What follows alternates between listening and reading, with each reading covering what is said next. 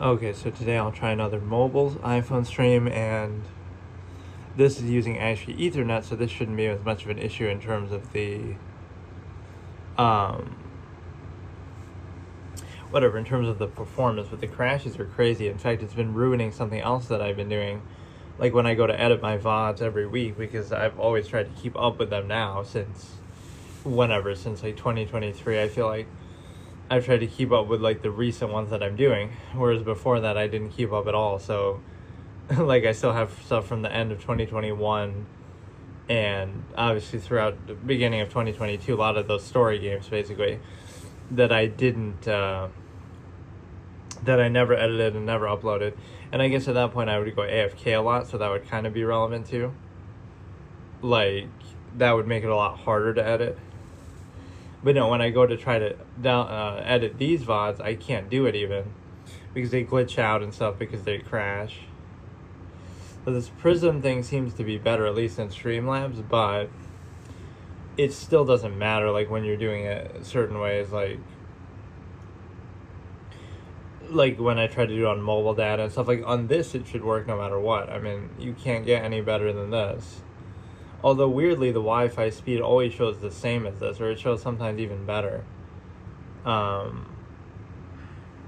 yeah, we tried that. Pac-Man game was really good. The what was it called? The Battle Royale or whatever, basically.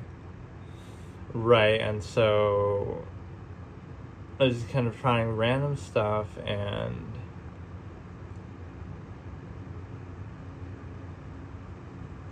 I could try, maybe I should look up scary games specifically in Halloween. I don't really ever do like a format for Halloween per se, but it's like,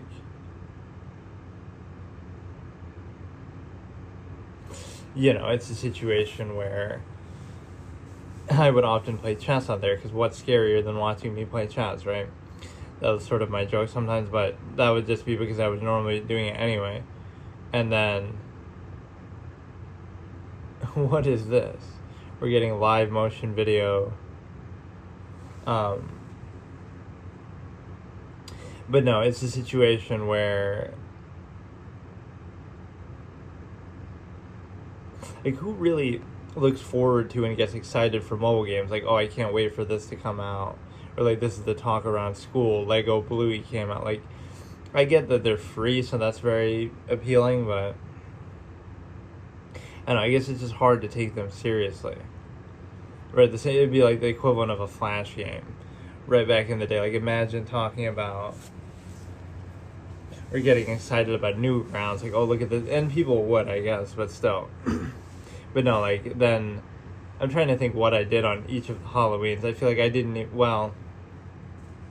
I guess the first year, right, 2021, I was doing the Luigi's Mansion Super Hard mode, right, world first, whatever, clear that I did. But the thing is that not only was I not doing it for Halloween, and I wasn't thinking about that, it was just totally incidental, because I was just coming back to streaming in general, and it just happened to be around October. And I swear I didn't even think of that, but then it ended up taking me the whole month to beat, so it was right around Halloween that I beat it. And in fact, I was even saying, oh, I should try to do it. I should try to finish it by then, but then I couldn't, because I kept dying to something, actually maybe just the normal final boss, Bowser, not even like, something that would have been made more difficult, like Van Gore took me like a week to do or something. But yeah, what we have is the ability to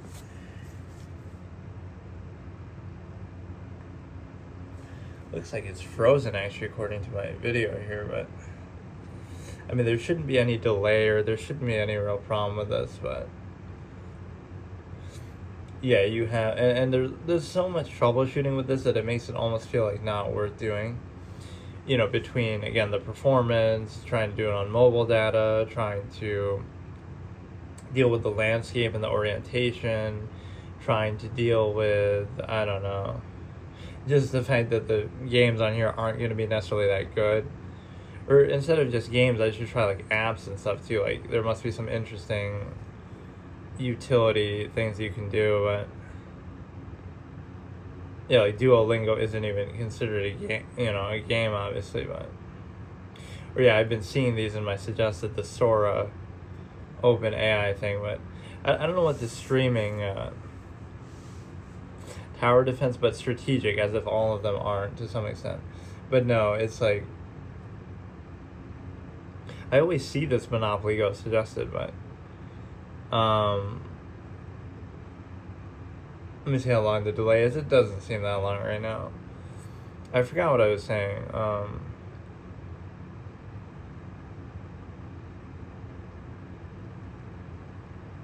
yeah, like I could look at apps or something, but let me look at the top stuff of the day. And I always like to do that as like by force. Like I have a ton of stuff downloaded, but I can't decide what to actually do with it. Right, like some of them I'm almost saving, like, oh, this, Pokemon Go is a good example. Like it's something that would be memorable. Right, like, oh, that'd be, not that it's going to be that good or that I'll like it, but it's just, it's so noteworthy, right, that you want to really go into it, take your time, and appreciate it just because it's so well known and so just either it'll actually be good or it'll be memeable. Top free games. Foundation Galactic Frontier. That looks interesting. That doesn't look like any. You sometimes want something that isn't like an established IP. Oh, shit. Right, that's what he's justified, but I didn't get to play enough of the 2K20 5 one even. Balloons TD6 I almost wouldn't want to do. I'd want to go back, and I think I even looked at that too. Hello Kitty Island Adventure, oh my god. Whenever I see this, I think of that other stupid Nintendo game. It was like Tomodachi Life or something for some reason. But no, what we have here is, I was looking for the other Balloons ones, right? Because, again, my affinity for PvZ would make you think I might even like that, but I couldn't find some of the older ones, like 6, 5, then there were some that were missing. Or yeah, like Balloons Card Storm might be similar to like PvZ Heroes. TD4, like I gotta do it in order so I don't spoil the story, as if that matters, but just out of some OCD tendency, I'd want to do them in order, I guess. Yeah, some of them are missing. Right, like TD1, what is that? The original, I guess it must be this. Or no, it's not, because that's multiplayer. So you have TD Battles 2, 5, I saw like 4, I don't know if there was 3.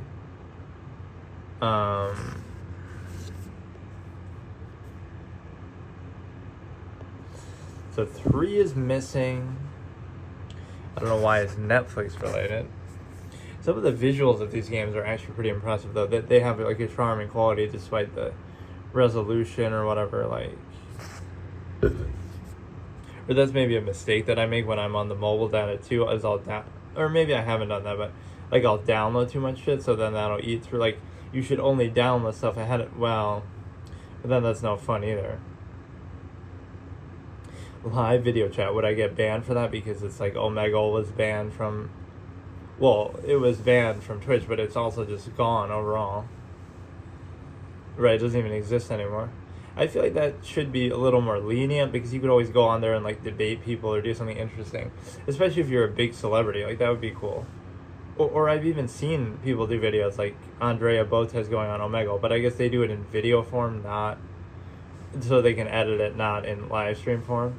Because the logic with that is, even like Second Life or things like that, somebody could do something explicit and inappropriate, but shouldn't that be the standard? Like, if something inappropriate happens, fine, you get blamed for it, whatever. But if not, then you know what I mean? Especially, what if I have like my own private lobby with only my members, right? Because the same inappropriate thing could happen in almost anything. But anything that has like user-generated content, right, can fall to that.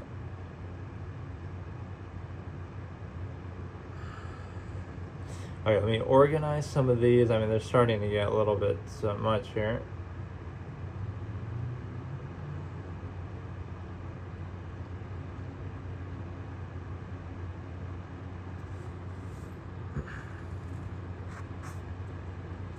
Try to keep them sort of in the order, I guess, that I get them. It's actually kind of awkward holding this and using this when, what?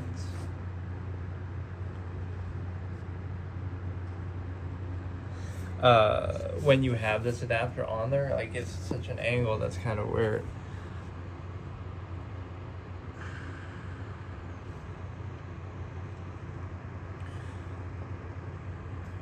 And again, it always boggles my mind as far as like modern devices that can be so limited in terms of inputs. Think about it. It's an iPhone 16 Max Pro. It's, $1,300, whatever. It has one input, and that one input could be used to charge it. It could be used to maybe do a headphone adapter, even required, to do this Ethernet. If you want to do any of those two things together, like, sure, I have my Bluetooth headphone. But like, if you want to plug something else in, you want to charge it and do this at the same time, right? So for example, if I wanted to do this for a super long time, I can't, because even though the battery is pretty high, like, if it runs out, it runs out. I can't charge it while doing this. Like, imagine how stupid that is. That, like, for all this modern technology, it's just stupid. Or like even the situation where,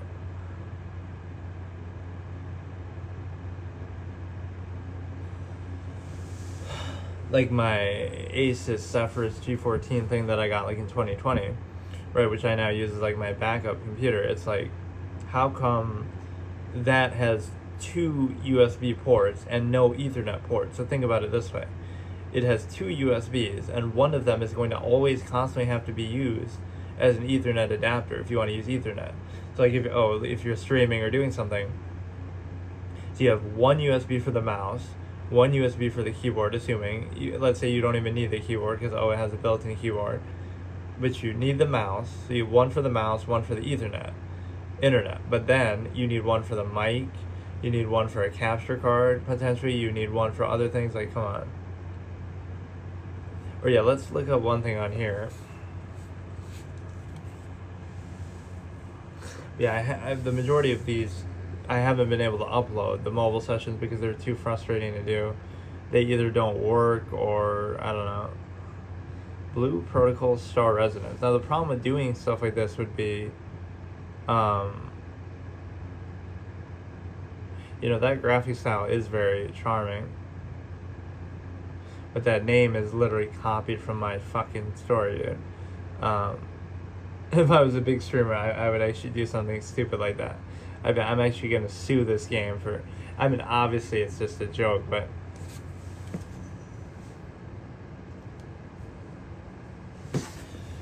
well, whatever. But yeah, the problem with these is this will be on PC. Like, in a weird way, I almost want this to be mobile exclusive, because then it would justify it, right? Blue Protocol Star Resonance. Let's see. Or yeah, I was doing this little guessing game thing, or the whatever, blind rank. Blue Protocol Star Resonance. What a name. It's gonna be on PC, and it should be on PC. So that ruins it, because, like, why would I want to do that then? Right, I would only want to do things here that are only on mobile, so then I don't feel like I'm missing out or ruining it. Although you could argue, like, maybe I don't care, but it just feels, again, if you're gonna do it, right, if you're gonna do it, why not do it? Like, I guess Diablo Immortal, or is that even on PC now? Is it a proper release? I think it is.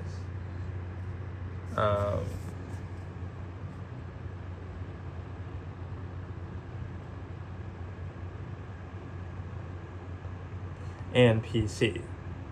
So, like, what's the point of it then? Or how did I even play it if...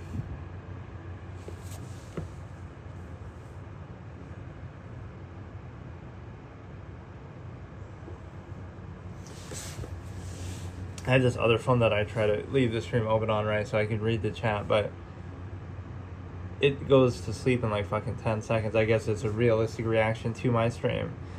Even the phone can't handle it. It goes to sleep because it can't. I'm so boring, whatever.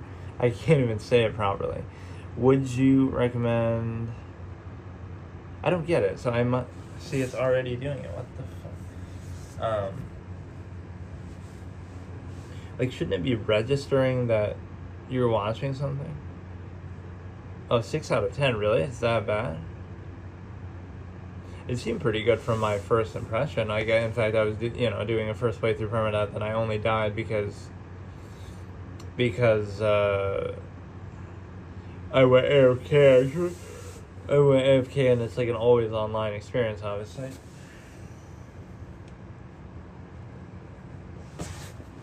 Which is always bullshit and annoying, but that makes me a little confused myself, because I did that session of it right when it came out, and it was on PC, so it must have been on PC from the beginning. But no, I would say it's pretty good, like, polished, just, I don't know what the business model and higher end stuff is, but... Or wait, what was I? Oh, I was seeing if there's something like Path of Exile related. Those kind of games almost seem like they'd be good on here, that hack and slash, even though maybe input heavy. There's a lot of companion apps for stuff. Oh wow, is this... Earthlight Infinite the successor of the... So does that mean... Is it really the successor? You really want to pin your future on mobile, assuming that's all it is? Like, what happened to Torchlight 3? I thought there was one, but you didn't hear much about it, or it seemed...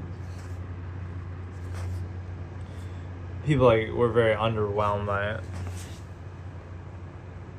And PC.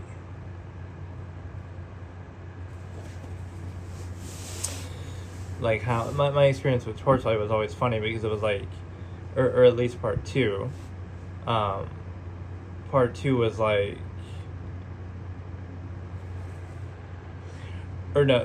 part 1 I was just getting immersed in, and I never beat it, so that could be cool to finish one day as a first playthrough Permadeath even. But the second one had this class creation thing, so this is one of those things where I almost say why I don't like mods, even though they're objectively a good thing. But there were so many custom created classes that people could just make in a mod themselves, and so I would get to level 5 with one of them, and then I want to try another one, and then get to level 5 with that or something, and they keep switching. So it's you can never actually get anything done, because you're constantly distracted by all that, so you don't get to right. It's kind of like the overload. So it's the same thing with mods. You'll have so many mods, and you'll keep switching between them, and they'll keep distracting you, that you'll never actually get anything done or appreciate the core game underneath all that. So let's just do something simple for now. Chess is a simple game. Let's see if this will actually have active players though. Or wait, can I can I sign in as my...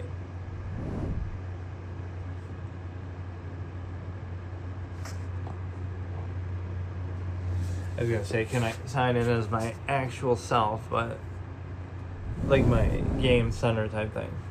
So the thing is that I don't know. Let's do 10-minute. Oh, it's gonna have some stupid betting thing. Rating range plus 400.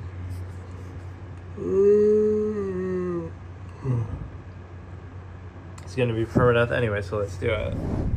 As far as, we have nothing to lose, because you have talent 696 players. I mean, I was just looking for, the most active game on here. The most active chess game on here.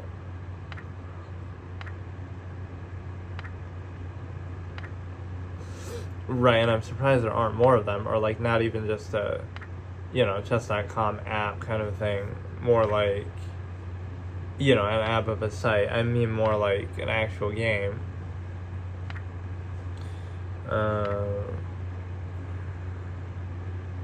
That's what chess is good for. It's always just a filler category, fucking...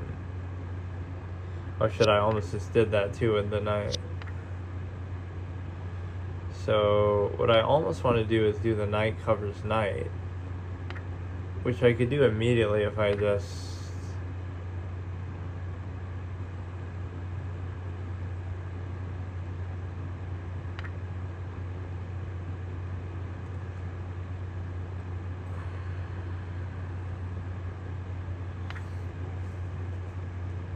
Right, if he would have double attacked it with the queen, basically.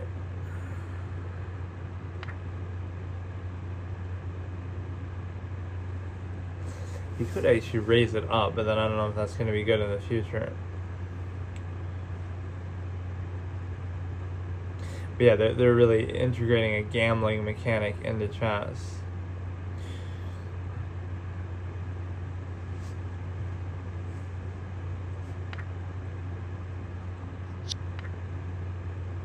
Right now, next we need microtransactions where you, you have to buy piece sets and skins and little,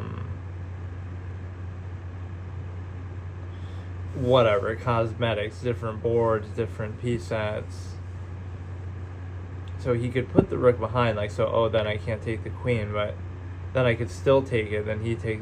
No, but that would have probably still been better as, like, a trade. So that was actually maybe the worst move. So now... You can sit it here, and he can't even attack it with the...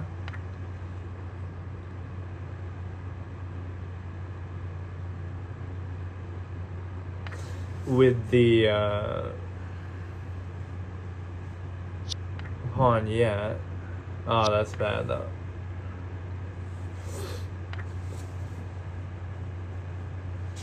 So I don't know if this was even that much better for me, but it's a situation where I...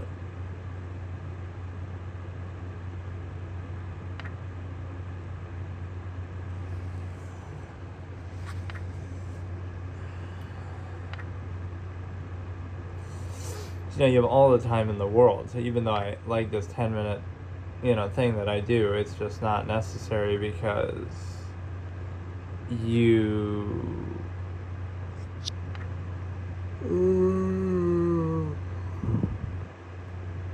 it could be a terrible move with all kind of unleashes and shit for the night.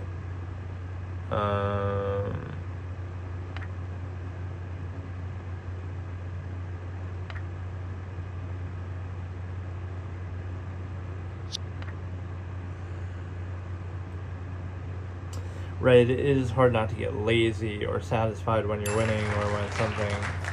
Okay, resigned. Send you a rematch. I normally don't do that, but let's actually do it. If you want to get farmed by me, go ahead and get farmed. Right, whenever I'm doing stuff like in a proper sense on a site, I would never do rematches because, then it feels like you're maybe farming the same person over and over or something like that. Or I had this rule that I integrated eventually was like, my viewers kept farming me, and I'm not saying that, they were cheating or something, not that they would have to beat a clown like me, but there is something to it, like, they were at least better than me, so they were consistently beating me. So if I do that in rated context, then my rating's always going to tank and always going to be low. So, or if I keep farming people, then it'll be like, then I'm getting too much rating from them when normally I wouldn't play such a low rated player because they wouldn't be matched against you. So that's what it means basically, is that you get to, it'll mess up your honest, authentic rating because you get to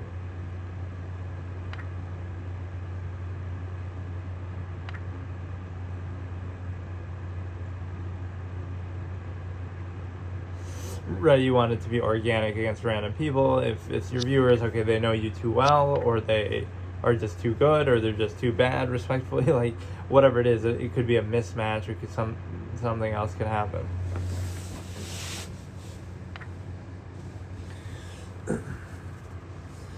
So, let's see.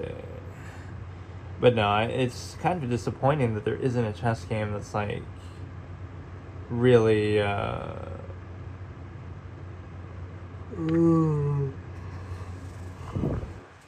you know, like one, even with the joke that I'm making, like one that has a ton of cosmetics and you can buy them for microtransactions and whatever it is. I guess some games do have that, like Chess Ultra or something would have that. But the biggest problem with those is the fact that what happens is,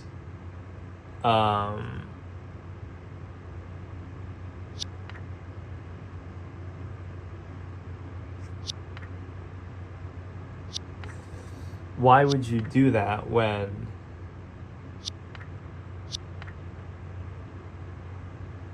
you could take here actually on, what is that, G3 because, or G6, because, right, that pawn is pinned by the king, which shouldn't even be there because it's just, it shouldn't even be there because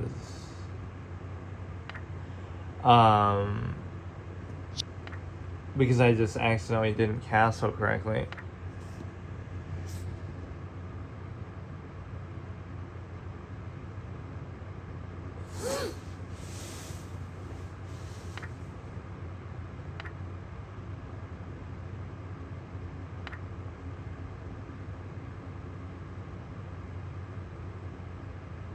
But you missed something good even earlier too, where you could have done something like,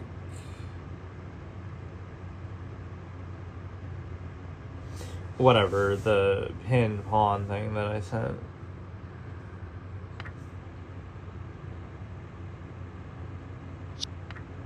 What?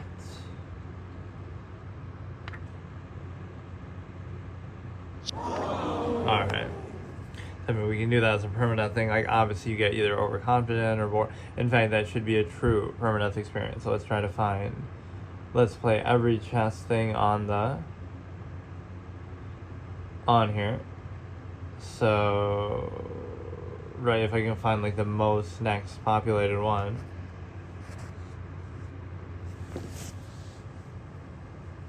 Yeah, that's almost the exclusive problem that I say. On one hand, you don't want anything to be exclusive, either to console or to here or anything. But on the flip side, I almost sometimes do seek that because that's the only value it has. I only want to do stuff on a different platform aside from PC if it's not on PC. Even then you can sort of emulate it or whatever, but you know what I mean? Like if you do PC, if you can do it on PC, then you may as well do that and you'll just have a better experience. So I don't want to ruin it by not doing that. So you have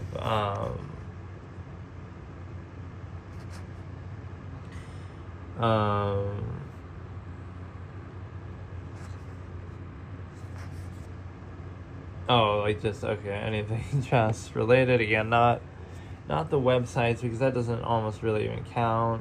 Not the ones that are not multiplayer, which I think a lot of these are, which is surprising.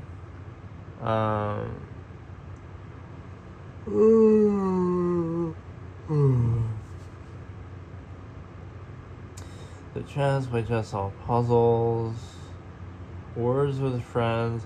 I did try this one before, the Dr. Wolf thing. I had done that little mini series where I did like the Queen's Gambit chess and showing that.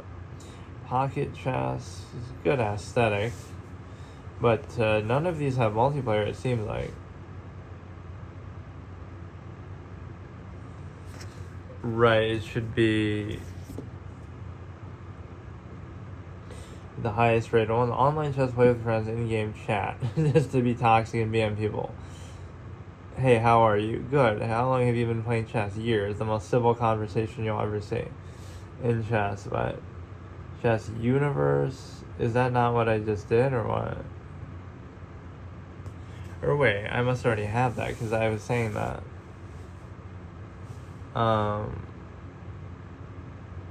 That was the one where there's like the art to it, right? Where there's like the king and the, yeah, I remember that. Why didn't I get that then? I guess maybe I just picked one of them. I don't know, see, it's like something you're rooting for. Like, I want these to be good and interesting and do it for a long period of time, but 100+ million chess matches. Alright, fine.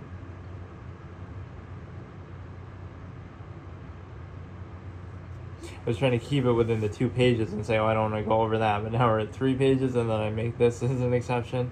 It's kind of like the overload that you get with this. Let's do world's first playthrough of Permadeath Chess Universe, but I did do this already on the other mobile session that I was saying. Let's do 10 minutes. And again, we go till I lose. And you have these little goofy aesthetics up at the top. Okay, fine. Now, what if I want my name, though? What if I want my name to actually show up? There must be a way to do it. Okay, yeah. That's no fun if it's just... Although I always put it in lowercase for the first letter, even if you don't have to, because it'd be sort of understated. You change your nickname only once for free. Well, what about my other alter ego that I totally have that? Because Discord, like the... whatever. But there's always people who bother and message me, even though I'm a small streamer. Like, for like, oh, I'll do channel art for you or this or that. And I'll always indulge, like, okay, I'll have a super long conversation with them and actually consider it, but then they're trying to scam you or some shit. It's just, like, I'm guessing they get to choose the art that they have up at the top there. So, like, these are almost like the Hearthstone things, like, where, I forget, actually, if they react, but, like, every time a piece gets taken, and we gotta deal with ads, too. Like, they'll react to it, the little avatar up there, down there.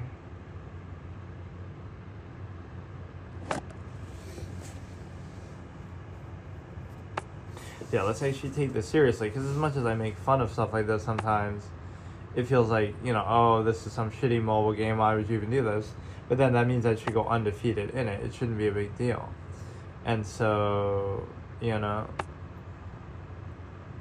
that might always be an overly conservative thing to do, but I think in those terms of, like, something very basic here.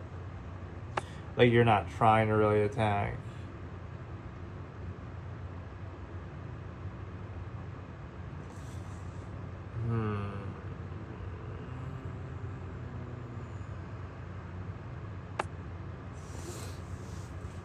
I mean, his development is very awkward. But yeah, like, I'll pay attention to that. Like, do these king characters react? Or, like, as a piece gets taken, they, you know, some of these things start to blow up, the flowers or the whatever. Right, though, there should be some movement that happens there.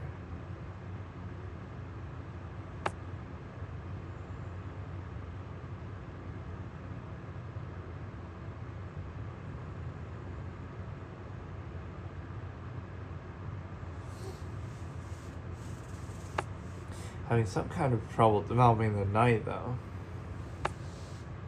See, that's like the best advice for a beginner, too, that I would give. Not that you really should take my advice, but do stuff, you know, more reactive and preventative. Like, don't let them... Wait, what? Don't let them do anything, like, to you. So don't make any mistakes to leave anything open as far as you can see. And that's good enough, then, to survive most things, because they're not going to be that good to be able to see great attacks or anything either. So what happens is you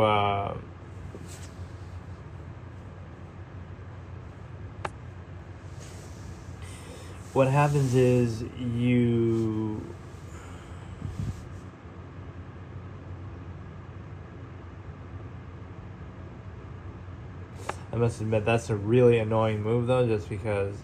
And now he could almost do something else, too, because if he brings the bishop to, like, d7 there, then this stupid guy has nowhere to go. Yeah, see, he's doing some shit there. But wait, he just castled, though. That wasn't even... I guess I could do it now, but see, if he had gone there before. If he had gone to d7 on the last turn, then what do I do? Because the other knight is also being attacked. Oh, I guess I'm underestimating the rook coverage there, but still. to go here, but he can just block, and then you...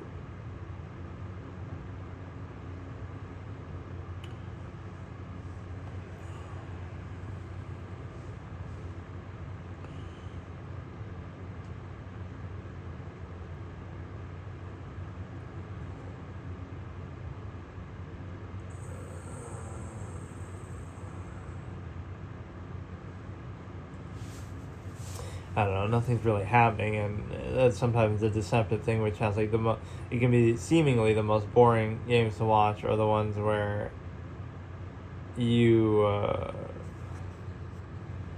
you know, the better quality ones, but I mean,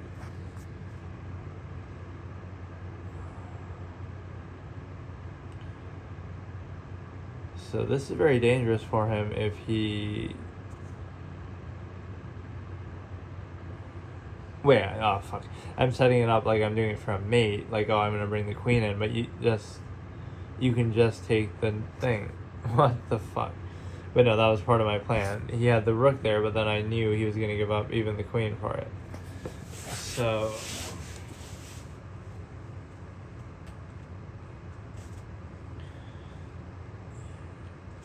Again, it shouldn't make you feel... Wait, why didn't I get rating for the first one, then? The guy quit out, but these should be still rated, or it's because I'm a guest or something. Even though I took my name, I don't get it. Or like I'm even making mistakes. Like he could have just taken it.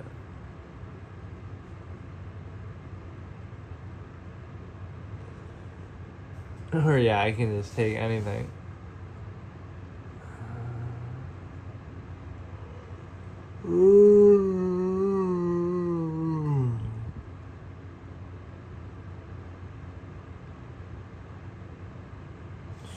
So again, you can be king of the sandcastle effect, as I say, like where you can be the best on a shitty site or something that nobody uses or ever plays, but you know it's still fine.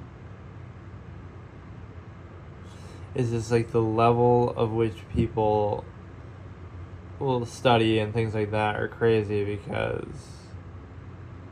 this is how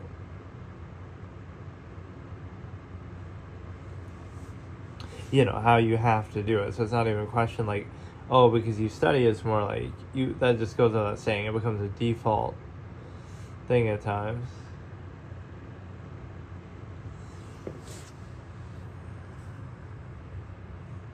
And of course I have a very trade happy mentality. Generally this seems to work pretty well and seems to be active, but it's the fact that these ads are annoying. But I mean, hey, chess.com has ads even, despite also having,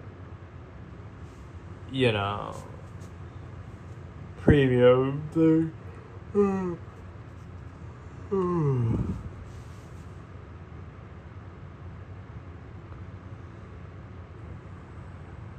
It always makes you think these people could be bots too, but you need that little egotism to flex, like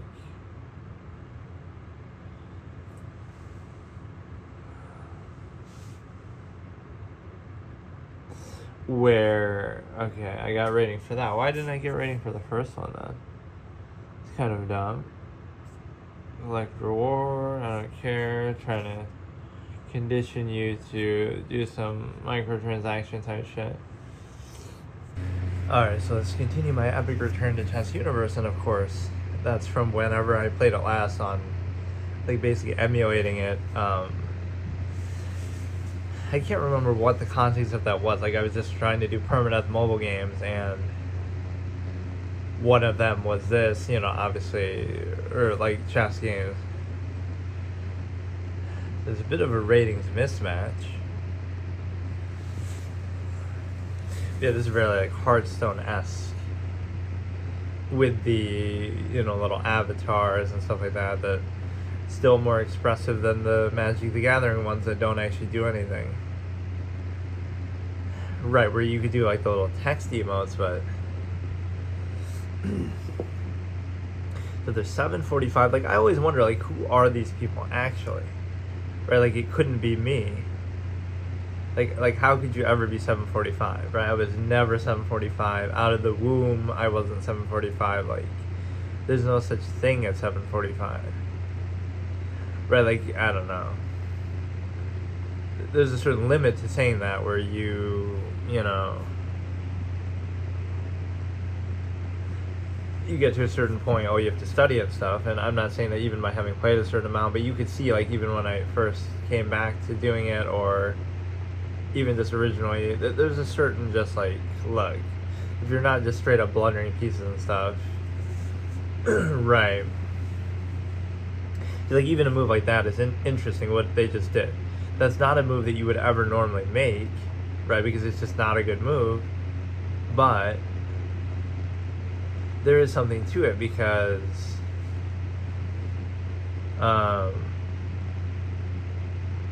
like, it shows you, like, a lack of purpose. Like, so is that something... I'm trying to think, like, what...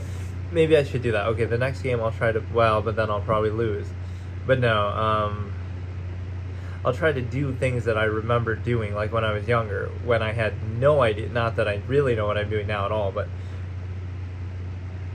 I don't know how to explain it. I always say that, like, I would queenside castle a lot, just because, again, it was, like, unconventional and weird, and it surprised everybody. So, like, oh, nobody does that. So I would do that just because it's unique and different and would throw people off.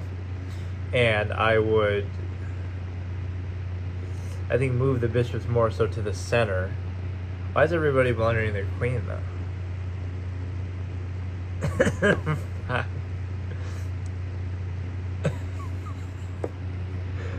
Oh, yeah, that's why they're 745. It's not even really DMing them. It's just like, what are you doing,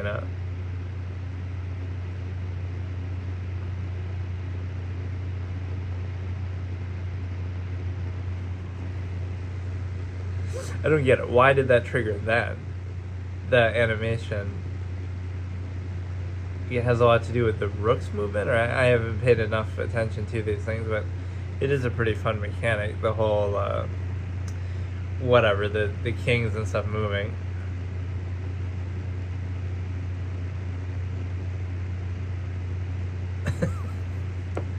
But no, what was I saying? Okay, I would queenside castle a lot. I would try to, oh shit, I can't even take that. Queenside castle a lot.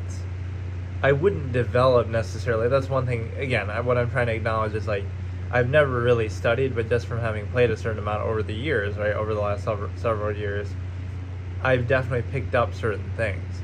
So I would still try to trade a lot. I would still try to, I think I would develop to some extent. I wish I could remember exactly. I think I would move the bishops to the middle. Oh yeah, I would move the queen a lot in the opening, which is a mistake. And it's something that even sort of surprised me a little bit, I guess, when people started to say that, when I had first come back, and I don't really know what I'm doing. Like, I'm not saying I was good.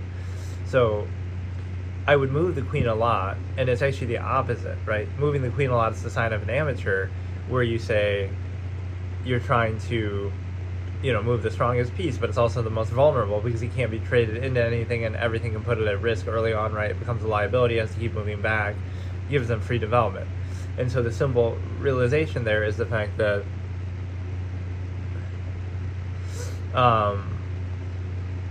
you don't want to move the queen much early, but the rationale I guess I had was like, oh, it's the strongest piece, so of course you want to move it early and go for some big attack, but that's just not how it works, really, because you can't do that. Like, you won't really get anything out of it, right? And it can just be an easy target, and so you're able to, actually, you can free move. Or yeah, there's like chess kid. Like, these things are perfectly fine on mobile, right? They don't suffer for, that's the sign that chess is a simple game right there. They don't suffer for being on mobile because, it's the same experience as if you,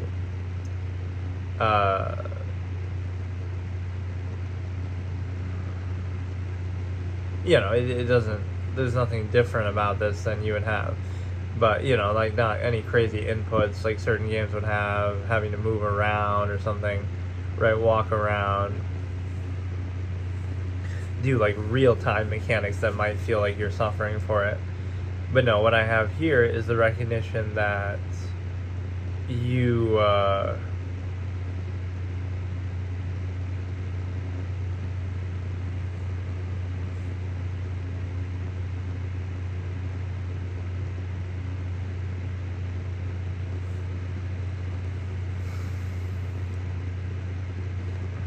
I'm trying to think of other things that would be like that, right? Where it's just sort of a very straightforward experience, like mechanically maybe simplistic, but like I love those things actually. The blind ranks. The only problem with them was that they kind of had limited options. It would keep repeating the same ones over and over, right, for the same category, and so allow notifications. Know when to collect your free. Oh god. But no, I mean, see, again, this is just very simple mechanically. Like, what is it that we're... Like, how do I change this guy if I want to change his... Really, the overall avatar. Collection, chess set, chessboard, special effects, head. Really, you're changing the head, not the body. Like, what is this, dude? There's like a Cthulhu monster here, monster head. I don't know. This would be certain novelty to it again, just sense of style. The biggest thing is, does it have actually a player base? And it sort of does, right? Whether these are actually players or not, I guess you always have to guess that, but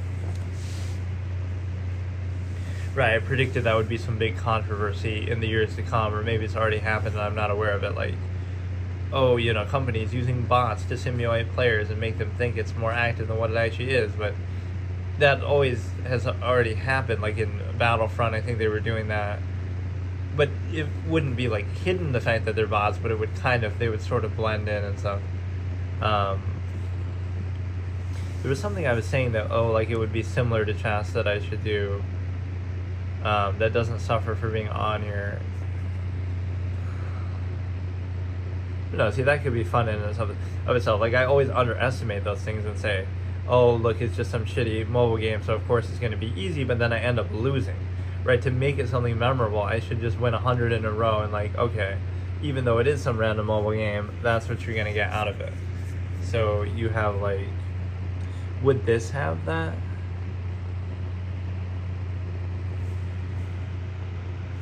Ranking filter. Hit record and drag to rank. Oh, this is like the thing they do in the videos, but I don't want to do it myself. Like, can I just do it without my stupid face? Blind rank. Oh, look at how few reviews these things have. Yeah, I want to do it, but without the camera. How about that?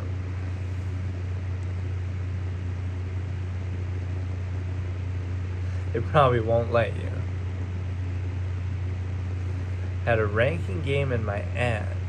I had this recommended from a friend because he said that you could watch a bunch of ads for free. Wait, what? Wait, is this like a sarcastic? I should take that serious. I had this recommended from a friend because he said you could watch a bunch of ads for free without interruption on this app.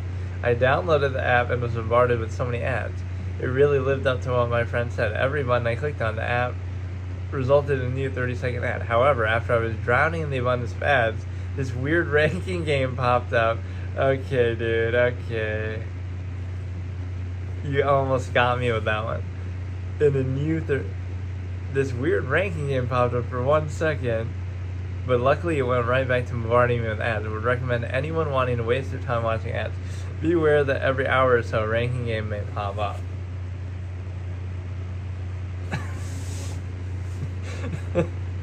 It is so good. Okay, so you have the... I mean, some of these things you can just do in the browser, right, that you don't need to...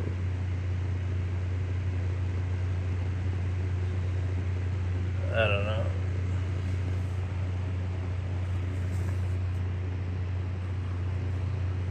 But, like, is there a Newgrounds tie-in? Like, there's always some limitation on this, right? Wordle would be the... Or it would be on, like, that... New York Times thing. This is kind of a classic thing, right? It's so simple, but it's so good. That you, I don't know, it's just a good thing. So you have this, and then you have, what was the other thing I was saying? Oh yeah, the blind rank, which I guess you can't do here.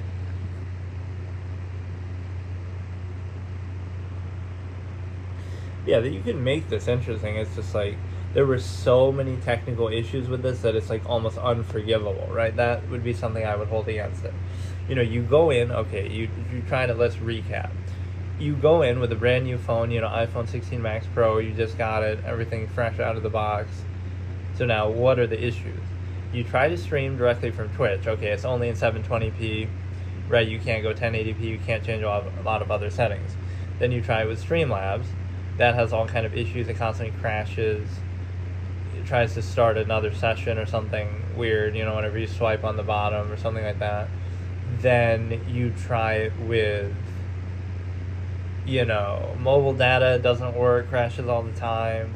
You try it with, you know, there's screen tearing issues. There's certain things that don't work, like PvZ Heroes. The audio wouldn't work. The music wouldn't work in Hearthstone. Whether that's somehow the fault of the streaming experience or whether it's just the fault of the mobile design in general. Then you have this thing like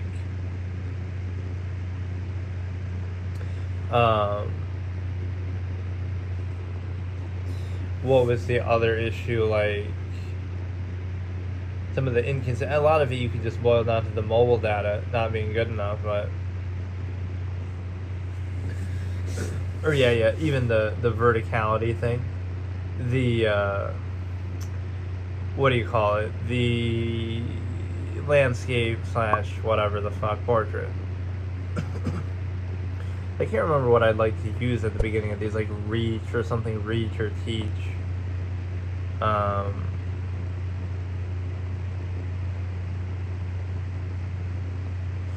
So, I mean, just don't use like any double words like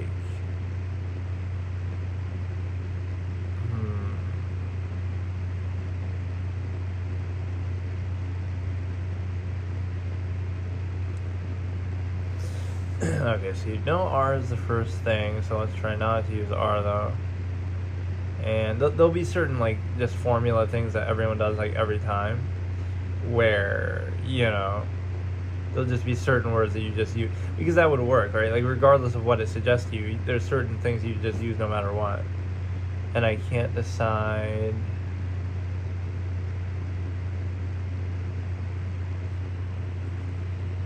Wait. By that I'm still using the E, but we get it right. So we have R blank blank E. So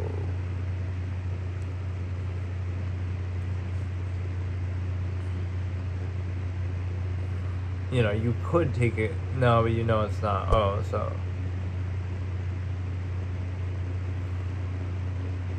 could be a, you know, no, but it still can't be. Like it's always this that'll give you a clue. Like what could be after the R? Right, it's not A, it's not O, it's not E even, so there's very little that it could be logically, right? So that should tell you right there. It's like it literally has to be a U.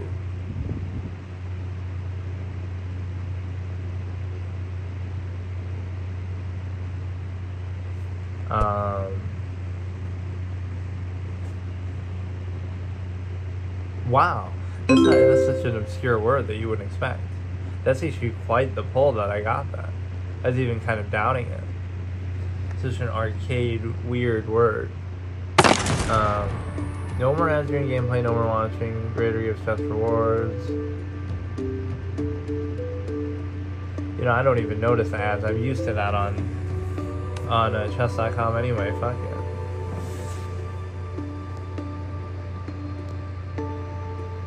Sometimes the music is too light on here though. Not necessarily this game, but I mean just my headphone in general is too quiet. So I want to get to the point where we actually get people who aren't so terrible.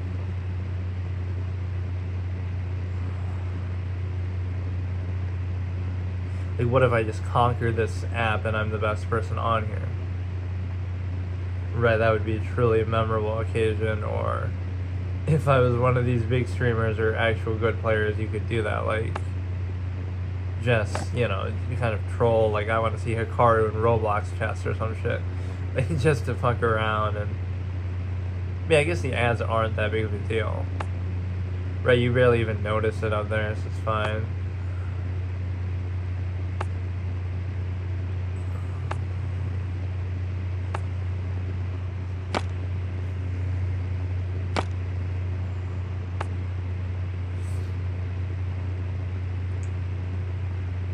Obviously, you got the forks and stuff coming. Oh, I just forgot to do what I was even saying, but then I'll lose on account of it if I do it. I'm gonna try to play like my old style of how I used to do it. So it'll be like queen heavy, movement early. I'm gonna get destroyed though if I do that.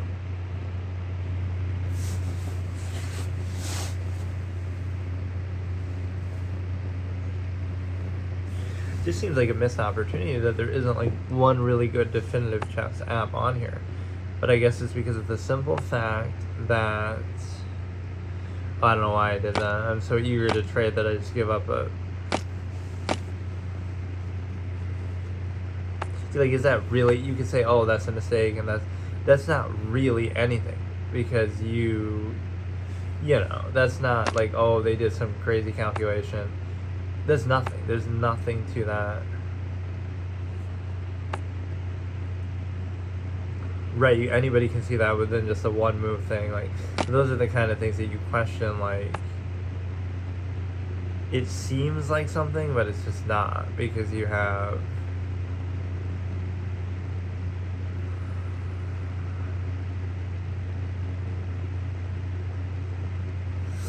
Right, like, I don't know, it's just pointless to even value it that way.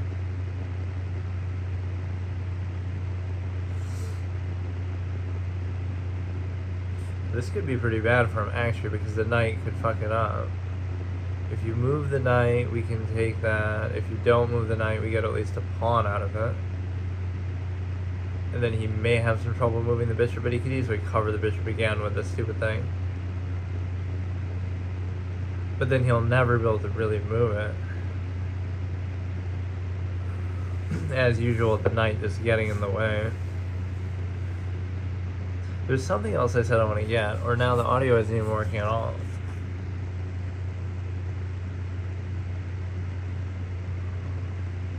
Okay, that's a little bit annoying. And again, they have that as an advantage because I just gave up this shit for no reason.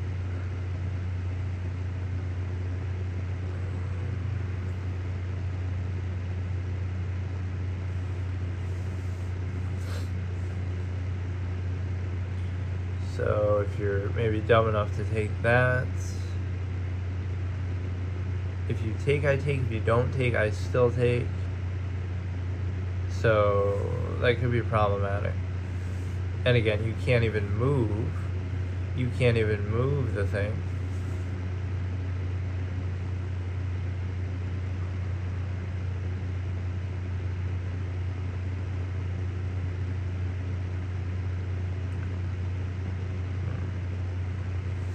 Give a check to sort of escape that if I want to keep the rooks around, which I guess I probably have to do. Because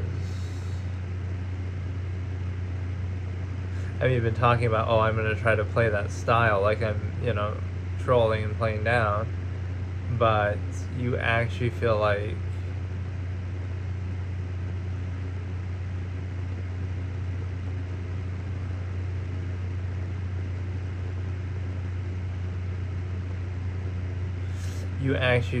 you're able to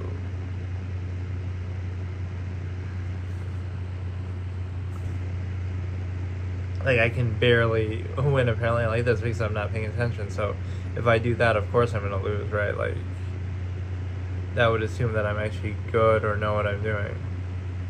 So now, He could force the trade there if he really wanted.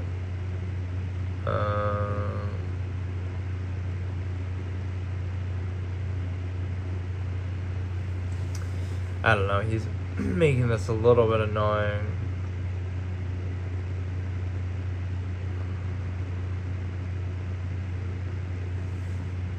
But yeah, see, if you lose to a mistake like that, it's like, oh, I just didn't even pay attention, or I just didn't. It's the sort of thing you'd say, oh, decent players would never do, but then I guess there is some little, that's the bad move, but there is like some little bow test gambit nonsense that happened, so I don't know.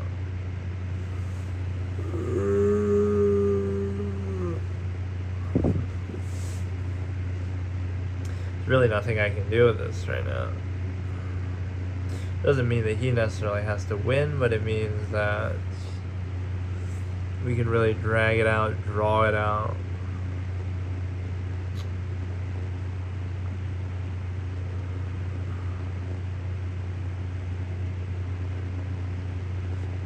His bishop is in a very cute position for sure.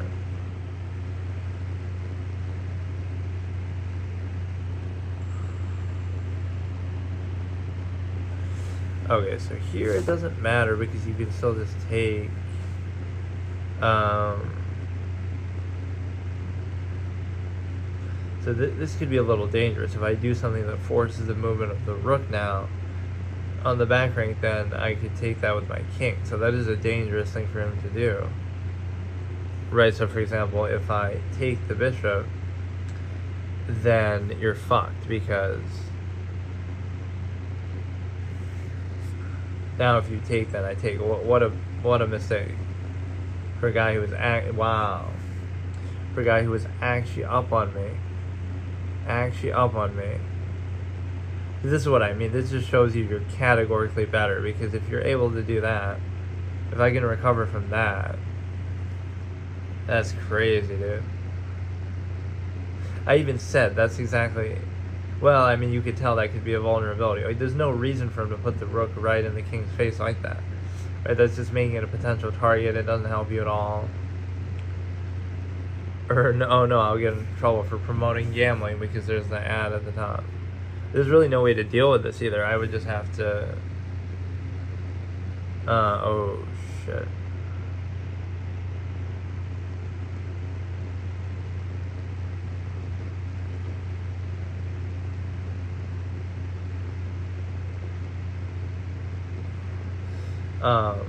I would have to, oh my god. This is where I end up just wasting time because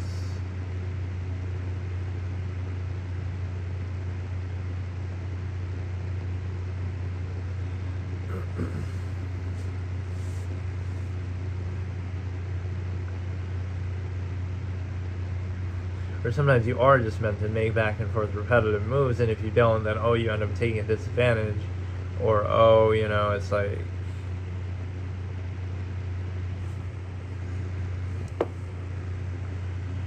either you take a disadvantage or you do that, or you're just meant to do that. So let's see here. There's a perfect opportunity to get the other cover on there. But then from that point, there really isn't much that you can do. So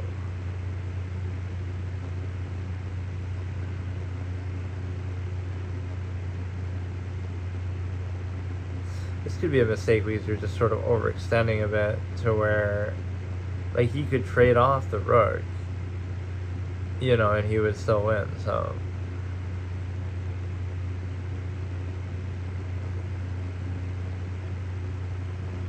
you get the check again.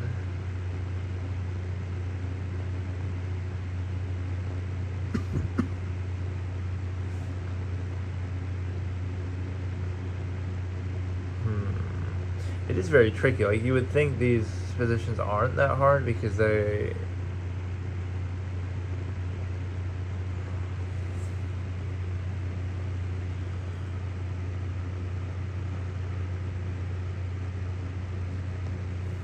Okay, that still works out. But no, like there's so little on the board, but then it becomes pretty complicated with how you try to do everything optimally. This doesn't look too bad. I can't decide though exactly what to do.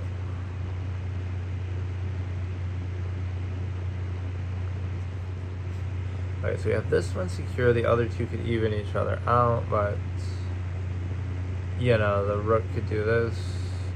Okay, so I guess the advantage you have here is that your king and, well,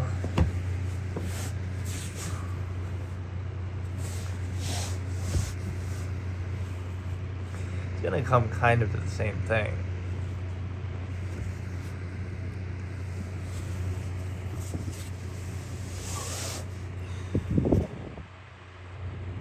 Right, because he could do that, but you don't have to really worry about it. Right, by the time you get there, it's gonna be too late.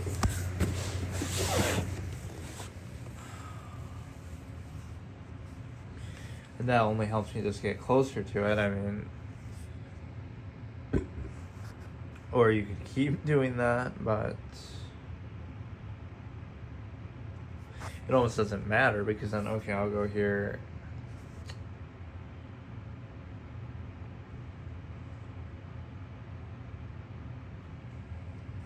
He's really gonna keep doing that.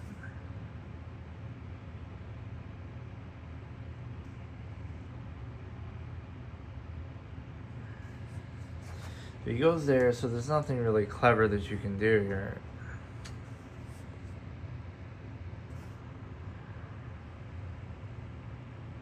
So if I give up my rook for that, it won't really matter either.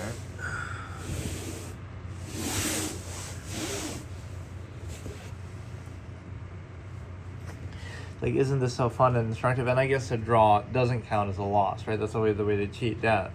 And it's especially valuable in, oh, here's that clickbait ad. They're like, oh, this is what I actually wanted to do. Why doesn't the sound work? Right, like whatever this is what I was looking for in the actual game. Other people have that same experience, like, oh, you know, it's just, yeah, why is the sound not working for anything?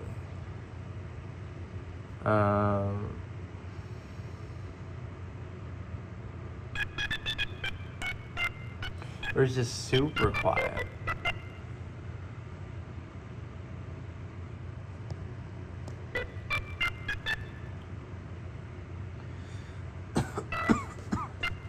That can't be right. Yeah, let's do that as a thing. Since I don't really do a format for Halloween, let's look up actually scary games.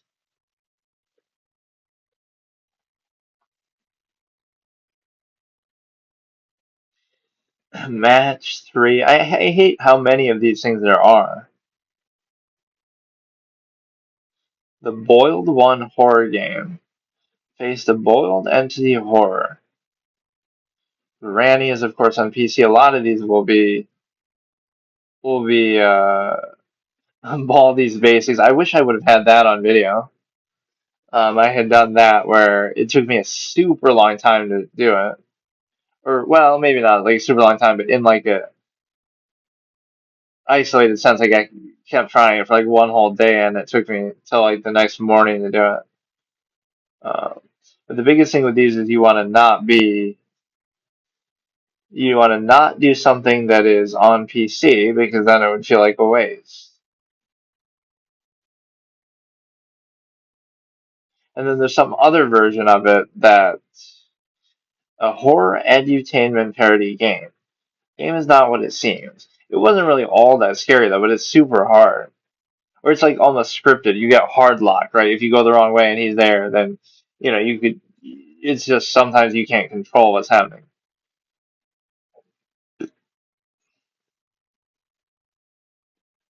Or yeah, let's see if there's an actual Newgrounds type shit here.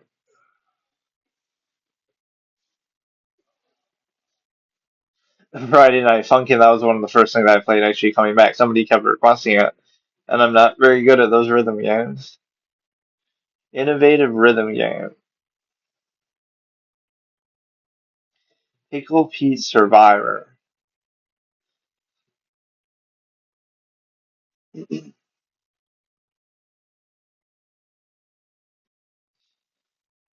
I love how random this is, though. But no, I should do that. I should do like a horror game every time just for the whole theme of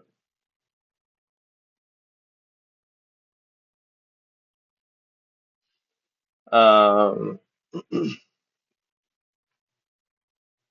Wait, this is the guy from Tyrone or whatever. What? They're really using that as their marketing? The memes are fun. Oh, it maybe just has that in the game. It's not actually something.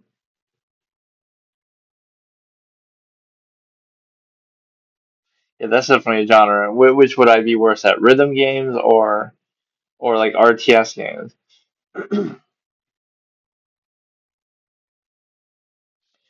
But yeah, this is pretty fitting. Is this something new? Is that why it's so high up there, or what? Will you survive 5 nights? Oh, I don't even want to read that. I consider everything to be like a spoiler. Fine, we'll try it maybe the next time.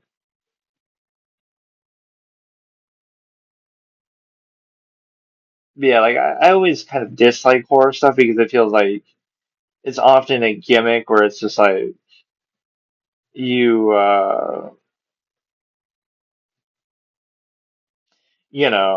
it'll be like some little jump scare thing, or it'll be very limited in scope, like mechanically very simple, and it's just all about some superficial thing, some little, even this, like, oh, it's just that thing kind of looks cool, and then it'll have some basic mechanic, okay, avoid this, do this, and then, which might sound like, okay, well, obviously you could describe anything like that, but it's usually mechanically limited and very just kind of reactive and I don't know, not even like horror movies the same way. Like there's no depth to the story. Like oh, even some of the best horror movies ever, like okay, Halloween is always glorified. I never felt as strongly about it as other people, even film critics, because okay, the original Halloween has what to it? You have Michael Myers chasing you around, walking around, right, creepily, and you have him trying to kill everybody and doing what he does later, which is good. And Donald Pleasance actually adds some weight and depth to the dialogue, but so what? Like, there's no deeper story element to it, right? Like, that's all it's about. Like, is the killer gonna kill them or not? Right? It's not really that much better or that much deeper than that. It's the same thing here. It's like, oh, there's the horror mechanic, but then that's it. There's not a whole lot of freedom or choice or variety or something like what even is a horror open world game? Is there one? I'm sure there are, but oh yeah, the forest is kind of like that. I didn't know Days Gone is actually even a um even a horror game. Okay, so today I'm going to try to continue that series that I sort of revitalized that I had done at one point on PC. Even though I was playing mobile games, I did like the Permadeath chess mobile game, so I would try different ones until I lose a game in it, and then I would have to delete it or, do a different one. So we were doing the chess universe again, which was one that I had done before. And I think I drew one last time, but I didn't lose, so draws obviously count as surviving.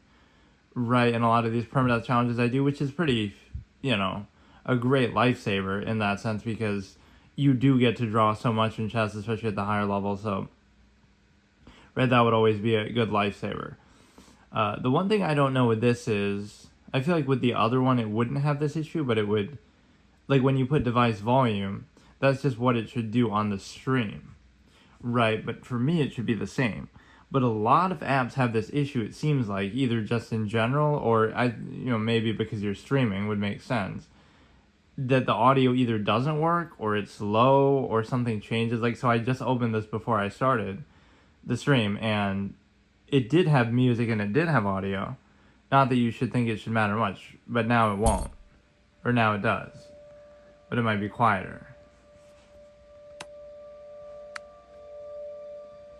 Seems okay now, I don't know. Just seemed kind of bugged out. But yeah, some of the stuff just seems kind of low. So let's go online, and again, this is a fun thing because, again, I'm just going to go until I lose, and so I should get to 2,000 rating on here or something in this inflated kind of a nonsense here, but this is... Oh, here we go. And I actually did try... I unironically didn't dislike this, though. This is something that's well known for the ad, that it's in a bunch of ads and stuff, but in fact, this is a different one, I guess. That one's Last Word Z, but this might just be Last Word, so they're trying to copyright infringe on it or something. Like, it was at least somewhat true to that. I'm sure there's a business model issue with it that... I don't know. And some of these ads are really obnoxious because, again, it's going to try to get you to... Like, it won't even let me close it now until I... Like, what? I have to open the store? Like, come on. But, no, some of the ads are deceptive. Like, although I do like the idea of, like, an ad that you can actually play the game in. Instead of just watching, you can actually actively try some of the gameplay. It's almost like a little demo. So that concept isn't bad, but what happens is that some of them are deceptive. Yeah, like what's it called, Whiteout Survival. That one's just blatantly, disgustingly deceptive. Because the thing is that it's nothing like what the actual game is apparently. I mean, I only played a very brief amount of it, but...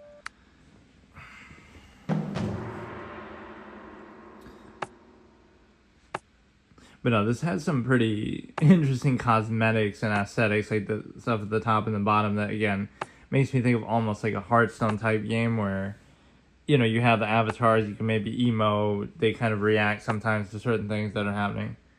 It seems like they always react to the rook moving, more so than anything else. Like, whenever a rook gets moved, they kind of do something.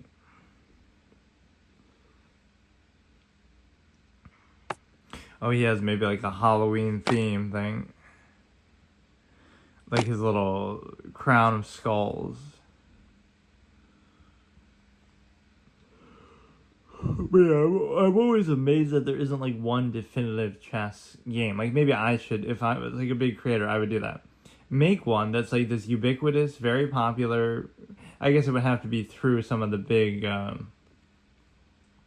even if chess.com does it, take even more of a monopoly on chess, but it would be an actual game that would be fully featured, like, online, very popular, the go-to, end-all, be-all chess game, right? Not website, not secondhand thing, like an actual game. And it would have tons of skins, and they could be free, or they could be, different piece sets, different... So it would be the one thing that you go to do it, right? Kind of like, you think about sports games, right? Like there's the NBA 2K or there's something like that, Madden, like the definitive, that is the version.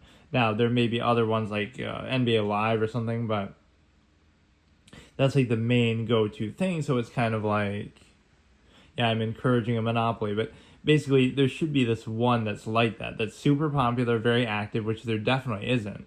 Right, there's some of these like Chess Ultra is dead, everything, like that has some decent presentation. They're just dead because you don't...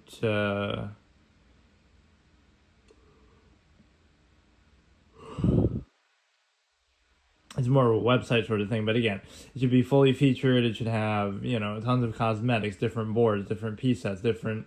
mini games, NPCs, bots to talk to and do different things. You could have some sort of a, just all different things like that. And you should kind of understand that, I don't know, it seems like such a missed opportunity. I can just picture it, but I'm shocked that nobody's ever done it. You might concede to the conception that, oh, well, the websites are going to dominate and you can't compete with that, but it would be a different kind of market because, yes, the sites are what they are, and even chess.com is pretty well respected in terms of the ratings and whatnot, but this would be like more a novelty thing for people who don't take it that seriously, but again, kind of like even what you see here, just like, oh, look, it's a cute little thing, you have the the avatars at top and bottom, and you have a little sense of personality. That would be all you need, you know, and it would have unlimited potential. Even if you do, again, turn it into a business model, it sounds so goofy. Like, yeah, you're gonna sell skins, you're gonna sell chess skins, or you're gonna sell, piece sets, which some of these games actually do. I think Chess Ultra, some of them you have to buy. It's like you'd be selling those as microtransactions the same way that you would sell skins in like Fortnite or Overwatch or something like that. So even though I don't necessarily like that part of the business model, or you could just charge outright for it. But again, one that's actually popular, which there aren't any. Like, they just don't exist. So it's kind of a shock. Oh, it's been a nightmare endgame. It's like, is there not supposed to be music now? Like, why wouldn't there be? Or there aren't even settings that you can do. I swear that there was music in the other thing, so.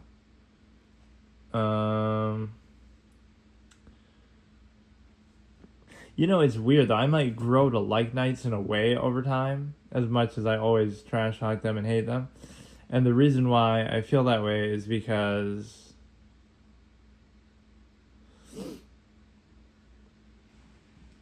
they can be so much simpler sometimes to deal with, in the sense that, it should be easier to calculate. There's only so much you can do with it.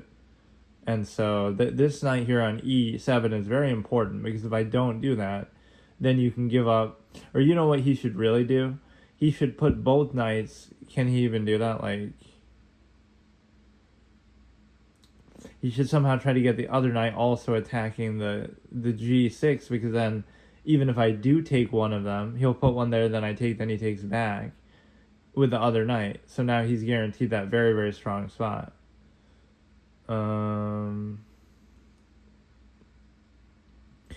See, it's just very hard for the knights to do anything. Just in general, not in this position, but like this knight, both of our knights on this side of the board can't do anything. The other ones are kind of strategically placed, and I always think of them as sort of I guess you could say this is a literal interpretation, but I've never really heard anybody say it like this. Like, the knights are the pieces that are like the specialists that go behind enemy lines, literally, because they jump over the enemy. But like they're like the specialists. We go behind enemy lines, take out some generator, like some key thing, like that sort of covert ops type, and then maybe they go down with it too, right? They get taken out, but they do their job. So they're that kind of vibe. So it'll be like they'll be sitting there waiting for the opportune moment and then finally do something, which to translate is basically just that they're garbage and not actually actively useful. Like, for example, the best interpretation of them is like, oh, the best knight is a knight that just sits there as an octopus knight, right, in a good central spot, but it just sits there. So that's the best. Not, the best bishop could be, oh, it's holding a long diagonal and it's, going to be attacking stuff and actually actively doing something.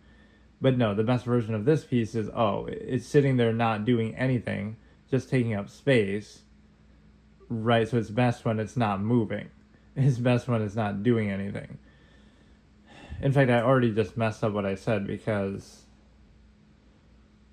the problem is these two pawns here on G and E that I can't get through, right? I can't raise this pawn ever, because right, this really is as dry of an experience as you can get. There's nothing anybody can do, ever. Like, it's just trash.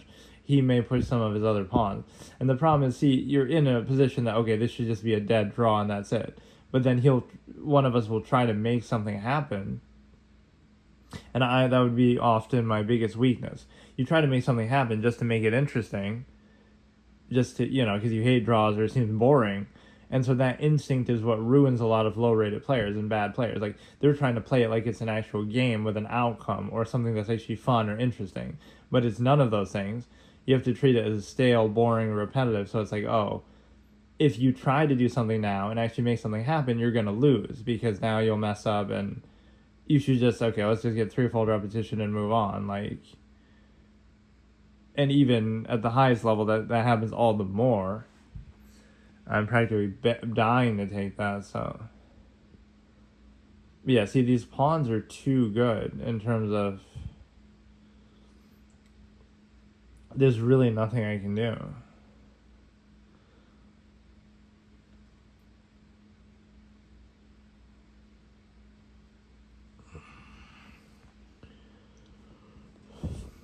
You would have to like give up some other pawn in a weird spot. Like if I push the G pawn, that might actually be the right move, but or this kind of opens something up. Because now this E4 pawn is super vulnerable. And then if he stupidly raises this pawn, then I can set this on like E5. But then I'd want to take, even though this is a very, well, okay, this opens up a lot. I get my classic V-shaped structure, that's like my patented thing. And see, these pawns are still so strong that even if I take, I still can't double take.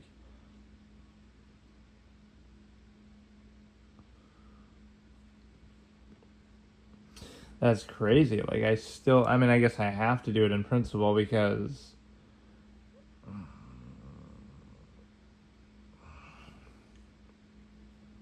Okay, but he's opened up some vulnerabilities for sure. And see, like, how are these players even at this level? Like, I'm not saying I'm that good, but this is some random dude, player 16626950, on Chess Universe on mobile, and like he's actually playing this to a draw. Like, I'm at least above average a little bit. Like, come on.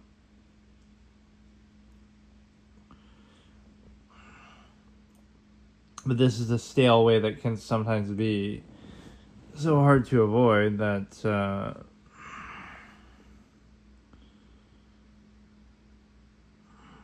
or yeah, there's this, I don't know what it is, it's like some lyrics from a song, but like the 6-7 thing that's become such a trend. And it's like,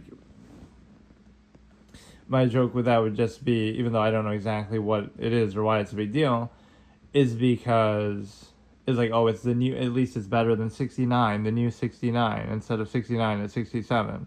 So, obviously 69 having the innuendo to it. So at least it's better maybe for kids to be memeing on that than this, because I don't think 67 has any like negative or explicit connotation like that.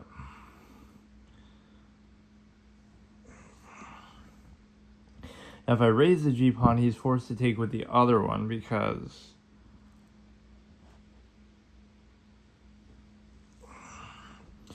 if he takes with this one, then I take the rook for free. So you can kind of control it a little bit that way, but maybe not now.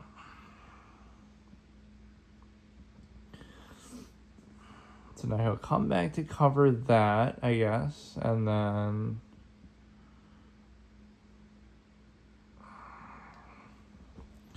I mean, it's just futility. Like, nobody is actually doing anything, but... Or maybe I should have come even further out there. Like, my king doesn't really need to be there. This one could be somewhat strong, but he can just come back. That's the problem.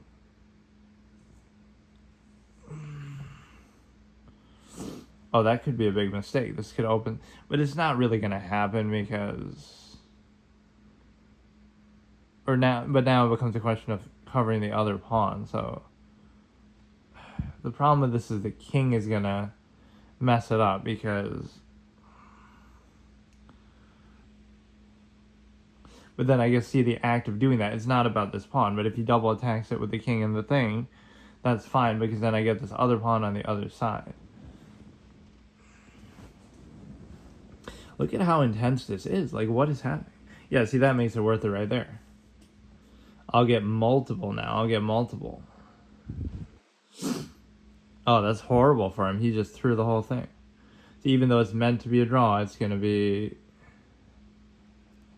And then even if he does the end pesant, he's still cooked either way.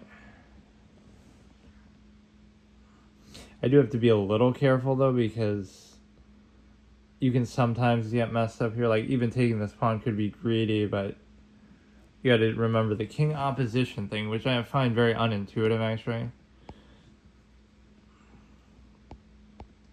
It's one of those things you wouldn't really do normally, I feel like, unless you kind of whatever. It's just weird. Yeah, what I don't like is that there's no music, right? Like, even now, why is there no music now? There was when I first opened it.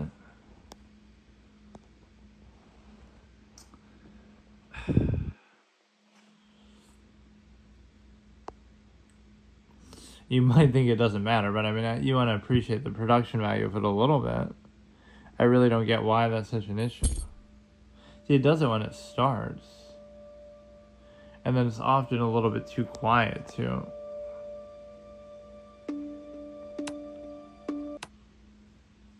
It stops there, but then does it...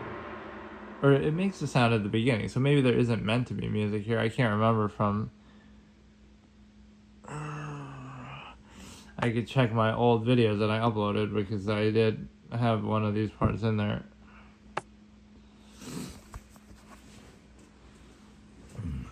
Wait, but it didn't seem like I gained much from that at all, because I was already like 1180.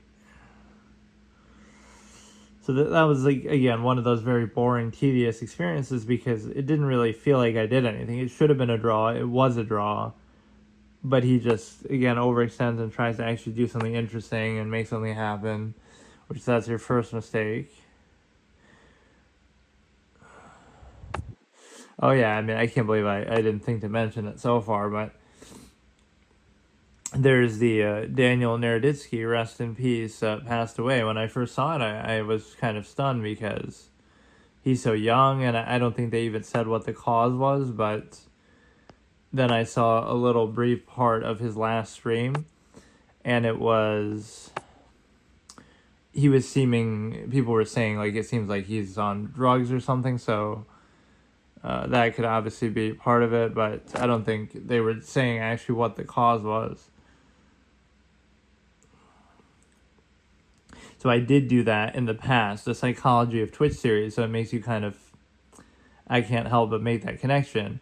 And I actually stopped doing that because people got upset about one of them, or I think a couple of them. So I had done one on... I mean, I would do it basically like an analysis of a bunch of people. So there were some that were just kind of fun and, wholesome. Like, it doesn't always have to be a serious subject like that. But, like, what was one more lighthearted one? I'm trying to remember. There was some, like, pseudo-analysis. I don't know if that was part of that, but, like, comparing Shaq to XQC, which seems completely nonsensical. Like, what does that mean? But it was because it's like the means argument that I talk about, where, like, oh, he can be Winston, and he can be... there was something else, like, where he kind of might go for the lowest common denominator, or something that seems, like, overpowered, or whatever. And it's like people would complain about that, right? They could complain, oh, Shaq is only good because he's big and strong. But that's part of the game, right? It's an athletic sport, so let him use that and don't have any shame. And don't try to be fancy and hold back. Just, okay, you're big, strong, and then abuse that and win. So it's the same thing with XQC. It would be like, oh, he's a Winston main and he can't aim. But that's fine, because it's like, oh, anybody else could use Winston too. And so don't feel any shame in doing that. Right? It's like the overpowered effect. If you, like, oh, something's overpowered in the meta, like a deck in a card game. Or again, even theory in chess, like, oh, you're just using that line or that opening because it's optimal. But then, yeah, why not do it? Don't have any shame in that. And everybody else will do the same thing. And then, you know what I mean? Like, so it's not like you're the only one who gets to do it. So if they complain, oh, you're using this thing that anybody else could use, as if that's somehow like an unfair advantage. But then why don't you use it too? And then you should be an esports player too. So... There was another example of something he did. What else did he do after Overwatch? Where he used something else that would be considered like busted or, overpowered. So just to show that that's like the tendency that you have. Like, okay, you always use something like that to kind of, and you're going to have to do that too. I mean, again, I'm this person of honor who almost wouldn't want to do that. Like, okay, I want to do something different or creative. But you have to. You just have to acquiesce to whatever is best at the time, which is often like a balancing fallacy too. it'll seem like, oh, it's this thing is overpowered, right? Like whenever like new decks and stuff, new cards come out like in a card game, whatever rules the meta is going to be something that is a little bit overpowered and a little bit imbalanced until they finally nerf it, and then you'll jump to another thing that's a little bit overpowered, a little bit imbalanced. So the point is that that's always what it is. You're always abusing something. You're always, using something slightly OP, and then it comes down to who does it best. But it's like, I don't know. There's a bit of a dangerous play with the knight for him if he goes like h4 and then down g6.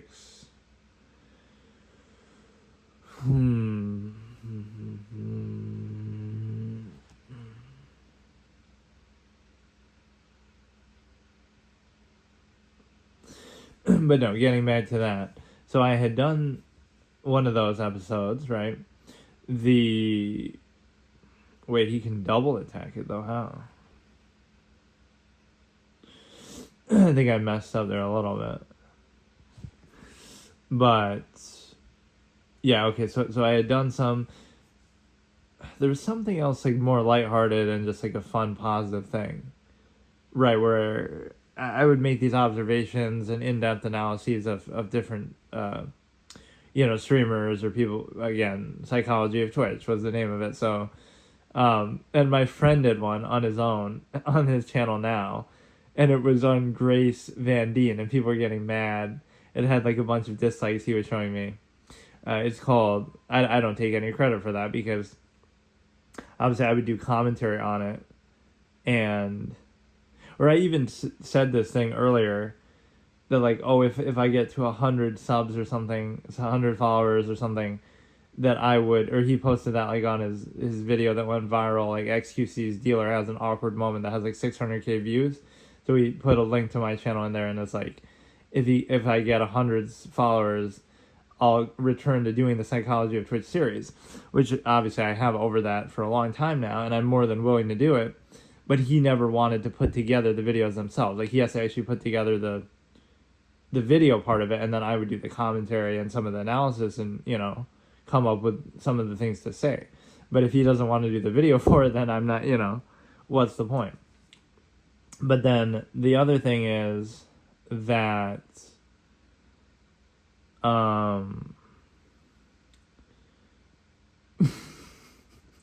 basically, the Grace Van Dien thing, that she's like a professional. Wait, what did I just do?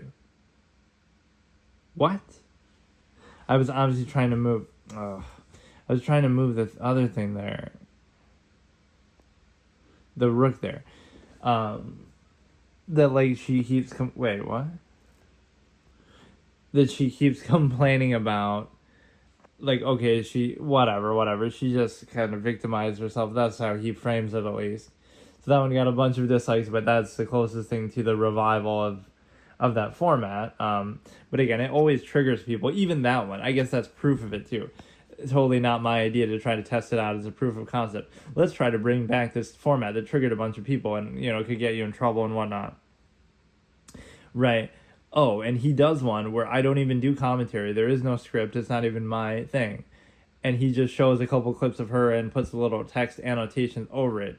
And people are still getting mad about it and getting triggered and, disliking it. So even that shows you maybe you shouldn't bring it back because you're getting triggered by literal text annotations on a random shitty video. Right, like, come on. But no, the other thing I was saying is, so I had done one on Etika, and then, of course, Etika, passed away, and then I had done one on Rekful, and Rekful had passed away. So it's like, I can't remember if I had done them necessarily before. I think I had done one of them before that happened. Just, again, you're just doing it in general. I'm not doing it because of that. But then the other one I had done after. So again, some people got mad about it and stuff. It's annoying because, I don't know, like, okay, is it exploitative that you're doing a video on that subject? Or, because I would do it on countless other people too. It's not like, it makes me almost feel like, okay, maybe I should do one on, I don't know.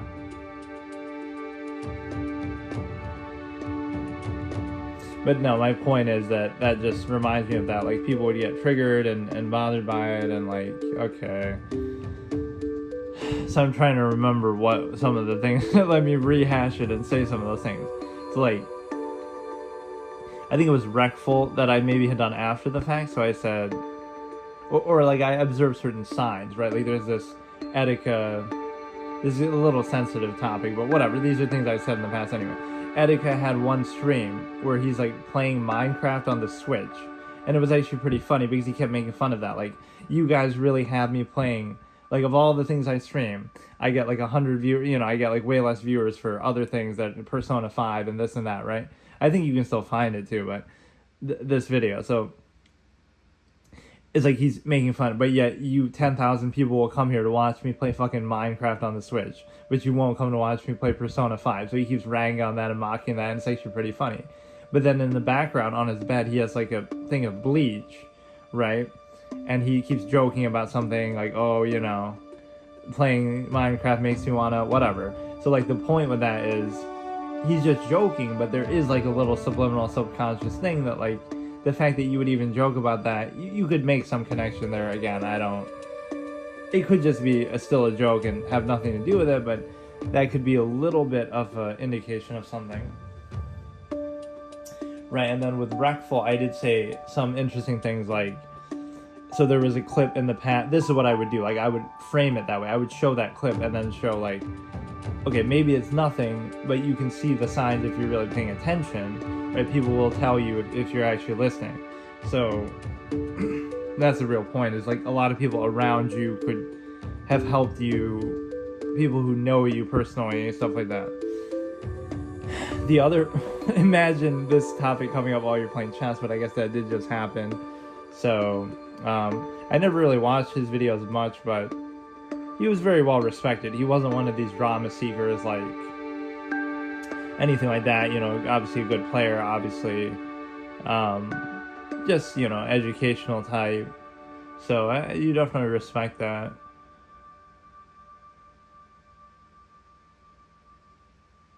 I think he's the one where Hikaru does that evil laugh when he says, Daniel lost, and then he does like a very childish laugh, almost.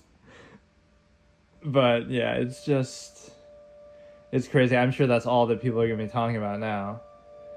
But no, what I was saying is, so yeah, the Etika thing you see with the bleach in the background and playing on in Minecraft on the Switch, I remember that. And then with Forsen, there was a clip from years ago, well, like years before. So it was an older clip, right? It was years before what happened. So this is the interesting tie-in. He's tearing up, and he shows the camera too. They're like, look, this is serious. I get really, you know, bothered by these comments. Like, somebody said something mean in his chat, right? So somebody said something mean in his chat, and then he tears up, actually, and he shows it to the camera, and he's like, look, this really bothers me. So that kind of shows you there that he's very sensitive to it. It really bothers him. So that would be a sign right there that, like, okay, this is a lot for him to deal with, and, you know, negative comments and whatnot. Okay, so finally, these were some of the things that I took out of it that, again, could apply to this Naroditsky situation too. Again, I know it seems like easy to say, but let's just do this a mini analysis. I'm not going to do a full episode, but just whatever it is that's bothering any of these people that I just mentioned, right? Like, okay, I'm not going to speak to their financial the situation, but it's like, I think generally with all three of them, you know, they're pretty established creators at that point. They do pretty well for themselves. They probably, I don't think any of the motivation of any of those three was like financial, that, oh, they're struggling or they're going broke or something. I don't think that was the case for any of them. Maybe with Wreckful, there was something, he was making his own game, like the Everland or something. So maybe that was a bit of a financial burden on him, but mostly I think that wasn't really why any of them did it, right? So what happens is, I said this with the Wreckful situation especially, is like, if something's bothering you that much, right, like the comments and the attention and everything like this, right, the stress of doing it, the best thing you can do, right, when something's, again, people can't control or change necessarily how they feel, right? It's not that easy, like, oh, if you're sad, just don't be sad, right? That's not what it is. But what it is you can be self-aware. That's the greatest power that people have. So even if you're feeling bad, negatively sad, right, you're upset about something, you can't explain it, you can't necessarily change that. But what you can do, what anybody can always do, is they can be self-aware and say, okay, I know I'm not feeling good. I know I'm having negative thoughts, emotions, right? So you know that. Now, that doesn't solve it, but you can be self-aware enough to at least say, okay, maybe I should stop doing what I'm doing, right? Take a break. Maybe whatever it is that's making me feel this way, or whatever I'm doing, my routine, this can be one of the most positive psychological things somebody can do. You change your routine in some way. Just do something different, do something wildly different than you normally do, right? Oh, you eat fast food. Maybe that hurts your mood, or maybe it helps your mood. It's comfort food, Whatever you normally do, change up your routine. Do drastically different things. Take a vacation. Take a month off streaming if you're Rectful or one of these people, and go on a vacation, take a month off, and just don't stream. And again, given that financial thing that I was saying, like, probably you could afford to do that, or, again, I hate speaking to that, but I'm just saying, they've done well for themselves over the years. Take a month off of streaming and go on a vacation and just relax, or just don't do anything, do something different, keep yourself occupied, busy, right? Sort of break the cycle and the pattern. So whatever way you're feeling, if you do something vastly different, maybe you'll still feel that way. But if you do something vastly different, you might feel different, because it could be that routine that you're in that's making you feel that way. So, like, what do you have to lose in that? Like, again, you see the extreme result that happened, right? Why not just take a step back and say, okay, I can't control how I feel. I'm feeling bad. Okay, I understand that. But let me at least try to take a break from what I'm doing that could be making me feel this way, whether, again, it could be your job, it could be, in their case, streaming, could be a lot of different things, social media. So take a break, go on a vacation, black yourself out from internet, social media if you have to, right? Go on a vacation, do something else, and again, if after the month you still feel that way, it is what it is. But at least that can be the best thing, is like, again, as opposed to the extreme outcome that happened, how would that have hurt? Like, you have nothing to lose in that situation. Why not have a fun vacation for a month and then see how you feel? Why not try to get your mind off of things, take a break? Why not do something different? So that's the best advice. Again, break the routine, do something different. Doesn't have to be expensive or exuberant. Again, what do you have to lose if, again, it's such an extreme outcome that happens? Why not just take a break from what you're doing? Taking a break is not as bad as what happened otherwise. So it's a net positive, right? It can help you just reflect, assess it, maybe identify what it is that's really bothering you, maybe free yourself of it, maybe quit altogether if it's really that bad, right? The impact it's having on you psychologically. Because, again, not to diminish that either, but again, like, if it's just, okay, it's YouTube comments and Twitch comments and, all these different things that can be negative, no doubt. Those things can bother people, and I can respect that, but they're also not that serious that they should be making you feel that bad. And if they do, that's part of the responsibility. Again, either just don't read them, don't pay attention to them, or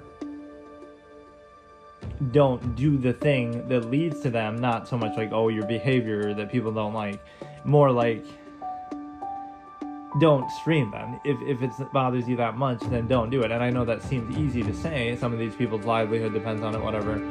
But again, that's part of it, right? Like, you're a streamer. There's going to be some of that. So again, either ignore it or kind of take it in context, that you realize there's always going to be that. Like, I know, again, it seems easy to say, but again, it's like when you're a celebrity, when celebrities complain about the paparazzi, it's like, do they sometimes go too far? Yes. Do they sometimes, do things they shouldn't do? Yes. But at the same time, again, that's part of the attention bubble that makes you what you are, right? You're famous because people care about you and your personal life and your everything, right? And the media. So people care about you because of that in part, but some people may take it too far. So again, you take the good with the bad. There's going to be some negativity, but that negativity is part of the overall attention that you get, right? So it's like, you might say, oh, I don't want all this negative attention, but then, or like people invading your privacy and wanting to know every little detail of your life. Again, some people take it too far, but that's part of the same basis of like, okay, this is why people care about you. and this is why you're successful and famous and rich. So you can't be completely like, oh, I gave up my privacy because I'm a celebrity, and a lot of celebrities complain about this, but you're also very successful because of it. So you know what I mean? Like, you can't say like, okay, I want the wealth and success and fame, but then, oh, I don't want any sort of attention either, and I want total privacy. There's a balance. Again, some people take it too far, but the biggest thing that take a break, kind of try to reset, try to break a routine. And again, if that doesn't help, that I'm not saying it's guaranteed, but that would always be my advice in general, is like, and again, pretend, okay, it's a more ordinary person who doesn't have those kind of resources, but in their cases, I would assume like, okay, you've been successful enough, you probably, you've done well for yourself, you can probably afford to take a little vacation, take a month off. Maybe I'm wrong, maybe there was some financial thing, I don't want to say something wrong, but I would assume that. And then if you still feel so bad, what did you lose, right? It's a net positive. Try it, enjoy it, take a break, go on a vacation. But even if you're a more ordinary person, right, and you're feeling depressed, you're feeling upset, right, like you hate your job and all this, and you're having these negative thoughts, let's say you quit your job, let's say you do something different, right? That might seem extreme, like, oh wow, I'm telling people to quit their job if they're feeling depressed or whatever. But isn't that still better than something, that extreme? So it's like, if really what you're doing is, okay, you quit your job and now you have to find another one, or you take a break and you do what you can for a while, it's like, that's still better than something else that something extreme like this. So even as bad as that seems, if it's really bothering you that much, you have to really measure it. Like, okay, maybe you don't want to do that. Maybe you will do something else that makes you happier, or you're more at peace. So nothing should be bothering you that extremely, otherwise you shouldn't do it. So again, whether it's, quitting your job, taking a vacation, taking a break, changing your routine, doing something different in either small ways or big ways, taking a trip, again, going therapy, counseling, you can, again, change your diet, change your hobbies, change your habits, keep yourself distracted, busy, try something different, right? There's so many things that you look at, and again, that at least gives you a chance. That's the best advice I can give on the situations. Again, would it solve the problem 100%? Not necessarily, but it can at least get your mind off of it, and it seems like a net positive. And the biggest thing is nothing stopping you from doing that, especially, again, compared to an extreme alternative. Like, what do you have to lose? Just try it, and then if it doesn't help, then fine. But you would assume you can afford it. It doesn't have to be super expensive. You can take time off work, because again, you might think, oh, you can't afford to do that, but you also can't afford to do something so extreme. So you know what I mean? Like, is it worth it then? Like, is work really worth it at that point if it's going to lead to you feeling that bad? Right, like you can take a month, take some time, and so that was basically what I said, I think, on the Wreckful one. And then again, some people didn't like it because it's like you're saying, oh, you should have just taken a vacation like that.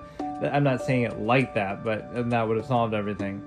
But that sometimes, have the self-awareness. Again, it doesn't solve everything. I'm not saying you should just magically be able to feel better, but have the self-awareness. Okay, I'm feeling a certain way. I'm going to take a break from what I'm doing, break my routine, take a vacation, change my habits a little, see if this helps, right? Get out of the little rut of the routine that you're in that very likely is causing the way that you're feeling, and then see if you can kind of break out of it. And so the final point is that, okay, and in the Naroditsky situation, he was like kind of covering his face with his hands a lot, and like, I think he was speaking I don't know what his other language is, like, could be Russian, or I'm not even 100% sure, but it seemed like he was speaking Russian at times, or a different language, and so people were suggesting some influence, that he's under the influence of something. So with that, my whole curiosity there is, you can see it as like maybe it's a cry for help, but it's a situation where he's doing this on stream while live, so it's like a self-awareness thing in that sense. I'm surprised that somebody would, again, broadcast that and not be aware that, like, okay, maybe,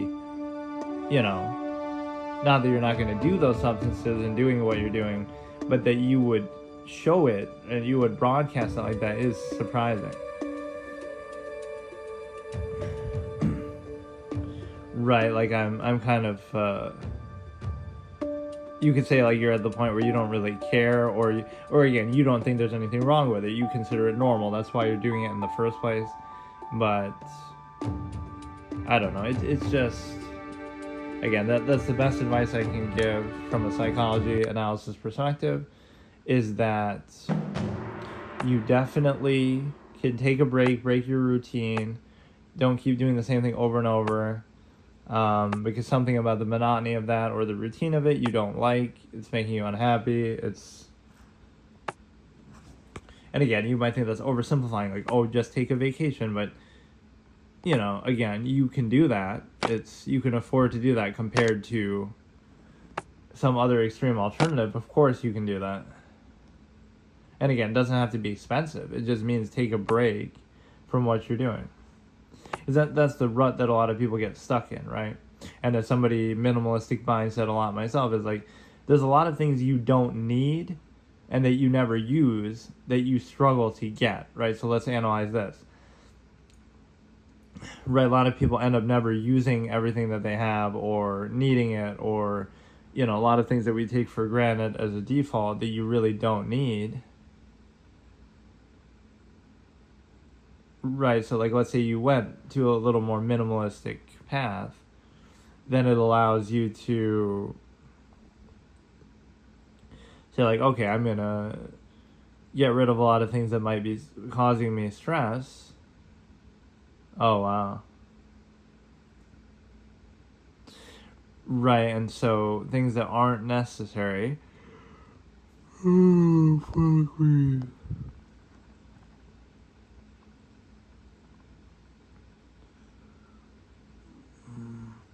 As you get rid of things that you don't need, you kind of try to minimize everything.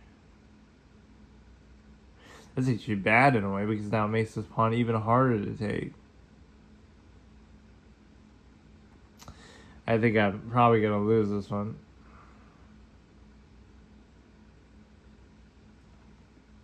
God damn it. Right, so again, try to reset, try to basically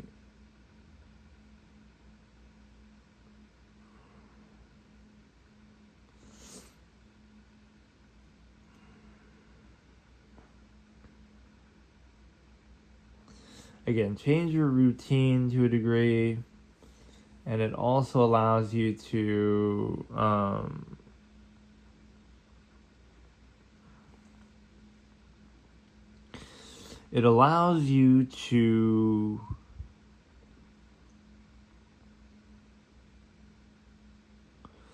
again break free from certain monotony.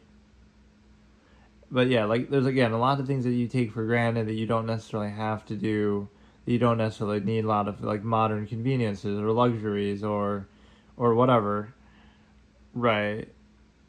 That sometimes the stress associated with them is not worth the payoff, but we take them for granted in such a way that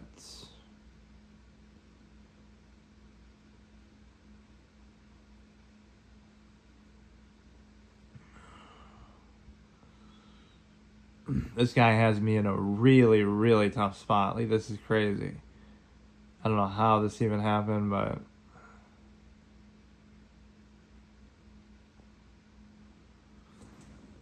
at least we did resolve that pawn, but that knight totally fucked me up. This I should just keep going with. I shouldn't even worry about it.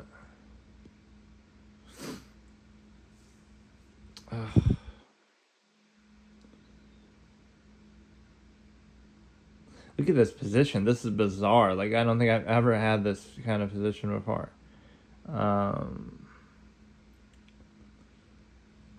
But this could have been better maybe at some other point too, but to save that as like an ace in the hole unleash, this wasn't really too productive, but it's like there's no way you're going to be able to promote.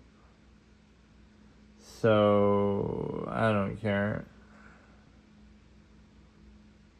Oh wait, he could just...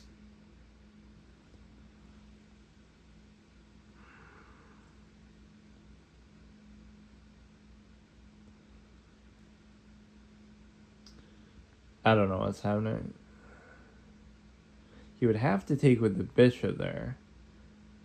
And then... Wait, what?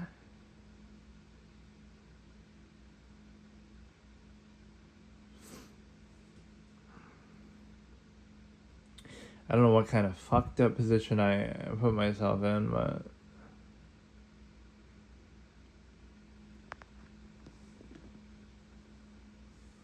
This is wild. Like, either this guy's really good or I was just getting distracted by that whole conversation, which is not much of an excuse. But, yeah, like, you gotta always measure that. Like, whatever you do in modern society, and I hate to diminish it, but this is a certain perspective. Like, whatever you do in modern society is not actually all that serious, because a lot of things are conveniences, luxury, technology, right? Things that you don't need that are kind of... that we take for granted and treat like they're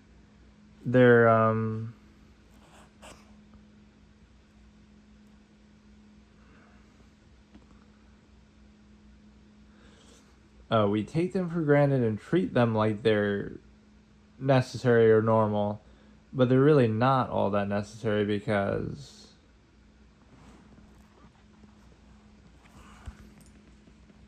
again, they can be luxuries or conveniences or things like that.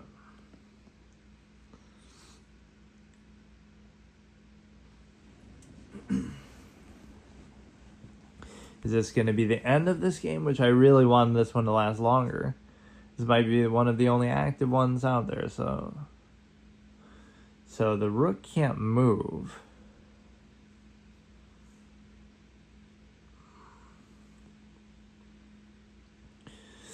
But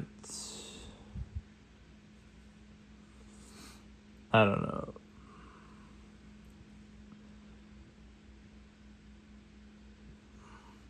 Rook can't move. He can't bring the other rook either. Like, this is just a wild position. Like, I don't know what to make of this.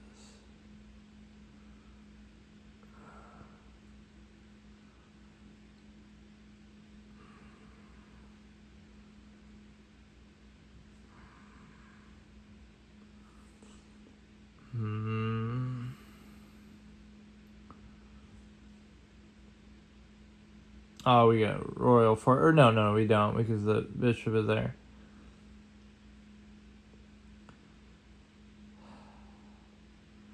If I can give a check with the rook here, like on h1, that could be very good. It's still not mate, but it would be mate if not for the... if the queen's thing was open. Right, so now he could move that other rook. So that's...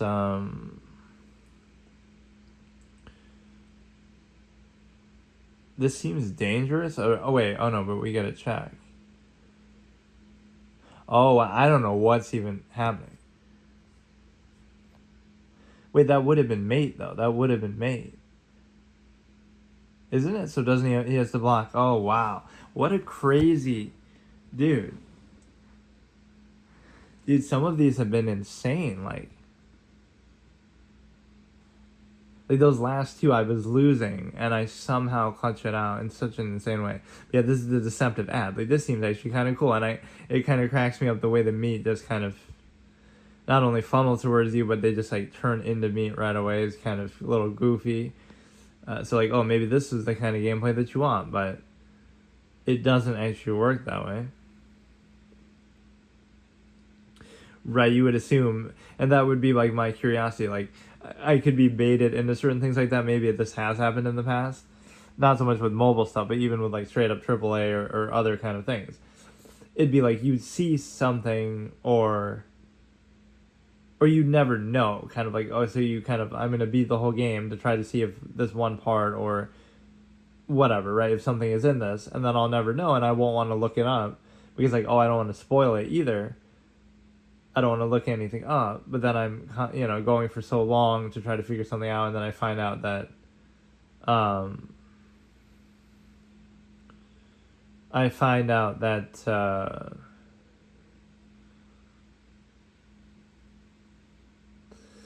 find out that this looks actually so cool, man. Like, how long can I do this for? Can I just do this forever? I want this to be the actual game. Like, is it gonna limit me? Like, the one ad that you don't want to end. This is actually better than fucking. This would be such a good mechanic. Like, there were certain people posting like, oh, certain other games that are kind of like this, but this mechanic is actually kind of cool. Right? You go, you hunt, then you bring it back, and I'm actually gonna get killed. Maybe that's when it ends if I actually die. You put the food on there, then he cooks it. Then you bring it here, you get the money. This is how boring tested. But no, those last two games were that you'd rather do this. But those last two were actually super exciting. What is it that you're doing here? Do you have to actually stand here? But yeah, this is not actually in the game, but so you wouldn't necessarily know that. And that's always interesting with open world games and stuff too. Like, you'd be like, oh, I'd have to go through it. Like, how do you even review an open world game or like an MMO? You have to play it for thousands of hours to experience everything, and then, oh, you still haven't, so your opinion is not credible because, you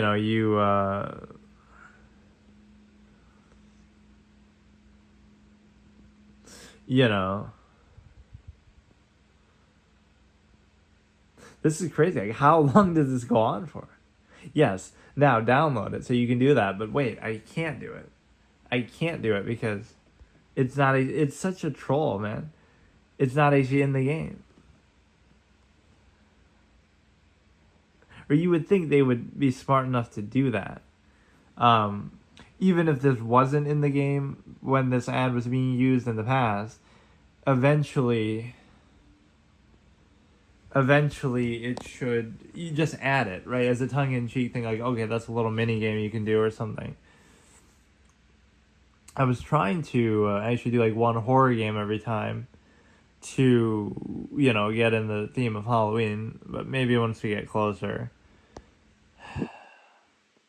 Yeah, this is actually mind-boggling to me. Let me actually look that up as a curiosity. Right, game like what? Yeah, I had looked this up before. It's so ridiculous. Like, this is one of the biggest false advertising things. Last strong, not idle though.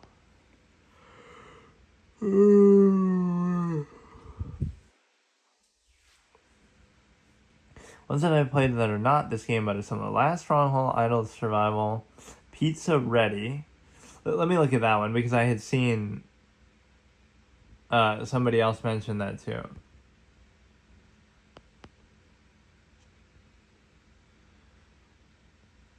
Pizzeria Simulator, but it won't have the exciting combat of killing the bears.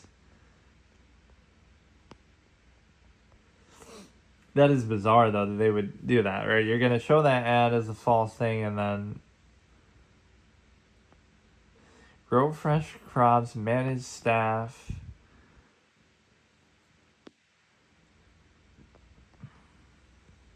And then let's pick one more of these.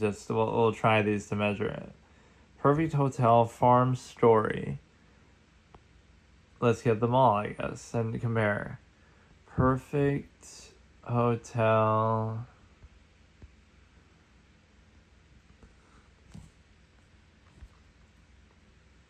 Farm story. Is Farmville even still a thing? That used to be like a Facebook game that everybody would make fun of. Township. Some of these will get ruined either, again, by the business model or maybe some multiplayer microtransaction type stuff. Farm Story 2, Bakery Story.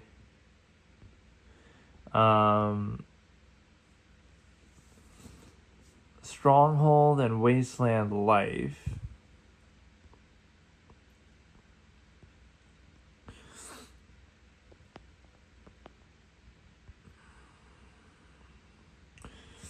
And then I just, whenever it says idle in there, I get turned off by that because I don't want it to be idle. Right, that seems like it'll put you on timers and then you have to pay money for it or something. Dark War Survival. Westland Survival. Yeah, these all look kind of good though by the... Okay, and then... So Last Stronghold and... Wait, where did the other one go? Last Stronghold and Wasteland Life? Okay, Pizza Ready, My Perfect Hotel...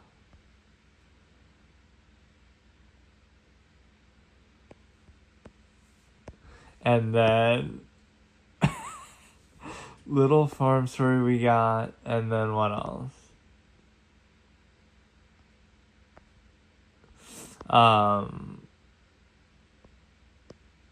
Little Farm Story, Aquarium Land. This guy's comment might be goated if any of these are actually good.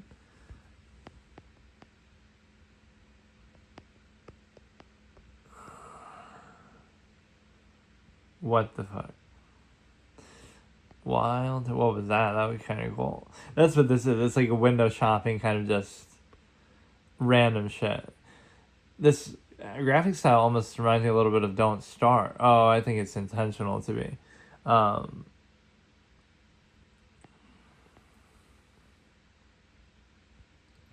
Aquarium Land.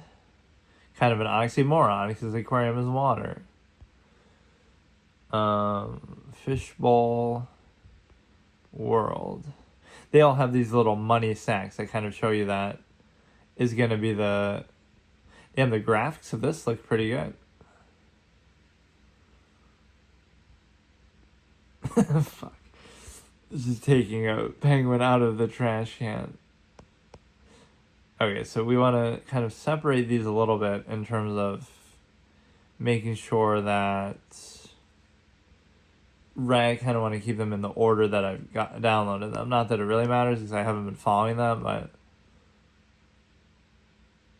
This is actually a pretty good experience, though, once it stops crashing all the time or once you use actually good internet. Like, there's a lot of interesting things to look at, and I really don't mind it. It's just gonna take a while to move all this shit over here. Like, there's so many issues with this. Right, like, okay, the audio could be an issue. Some things don't have music. There's, like, you know, the streaming app that you use can be questionable because you have to, Streamlabs was kind of shitty. Like, there's so many problems with it. So they're all gonna have that same money stack, fucking stock thing that everybody uses. Even in some historical one where money didn't even exist, or it's going to be always like US dollars that we assume are universal. You see that a lot in fiction, right? Like it could be an alien or something, and it'll be like, oh, they'll speak English out of all the languages. Which one of the good qualifiers of that is Ryuk in Death Note actually explains that logic. Like, why did you write the instructions in English? Like, just for the convenience of the audience, of course. But, or whatever, or Japanese. But it's actually because... Or no, I think it's in English in both, actually.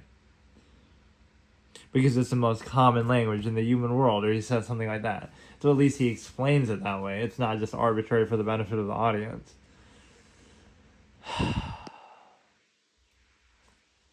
Yeah, that's one issue that I can't quite solve either, is the fact that, see now, for example, I'm using the Ethernet, and right, the Ethernet adapter. So let's say I wanted to go on for longer right now, right? My battery's getting low, right, and it's about to die. So I would have to charge it while doing this. But then if I do that, it'll end the thing and crash because I'll have to unplug the Ethernet adapter and then switch to the... Or no, I guess I wouldn't have to. I could go onto Wi-Fi first and then unplug the Ethernet later, and then it should stay on. And then I could also do whatever, but I don't want to right now. So iPhone stream, no audio. And yeah, even the microphone would have issues too, but I think I just have to talk quieter.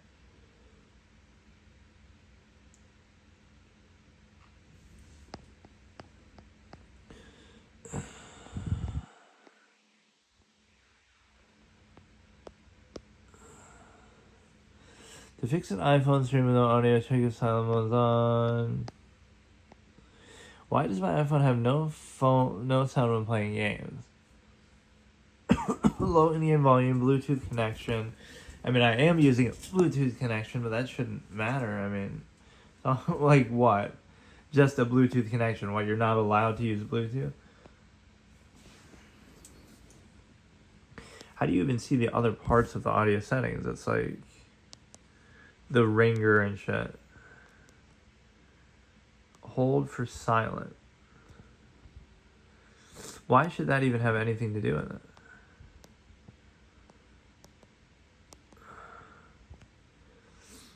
But like, I don't know, they kind of selectively work. So let me try the... This would take forever to actually do, or it's still not letting me leave this fucking thing.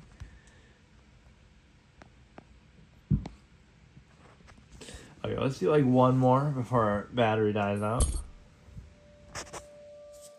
Where's the audio now? What?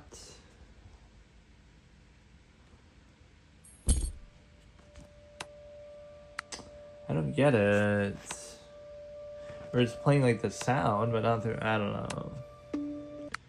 Getting triggered by no audio on a, does it show you like my overall record in this?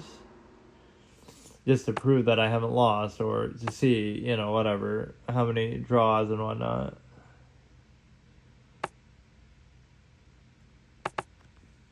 So I've played kind of sloppy in the last couple of these, and I keep surviving it, so I have to just not put myself in that position.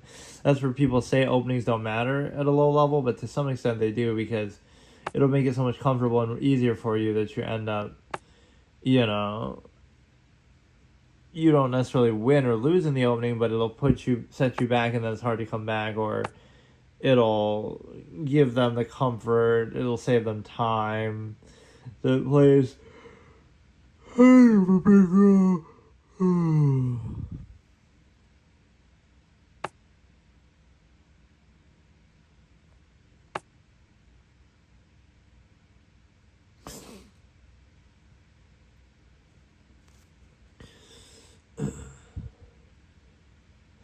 Or yeah, it's just the fact that it won't be even in landscape mode. So like, the visual quality of this will be limited because it'll be at an angle, vertical, portrait shit.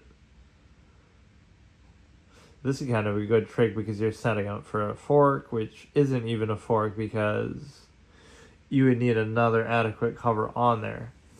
But it may be a little subtle for him that you might not entirely see this. See, like, that's what you got. So if he takes, I take. He takes, I still take. Not a super obvious sequence of moves there.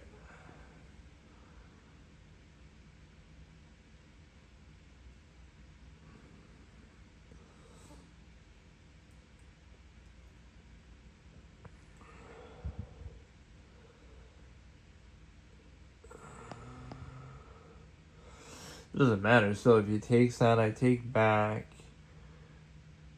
So, yeah, we're winning. He chooses not to do that. But my knight is not under any danger. We could trade.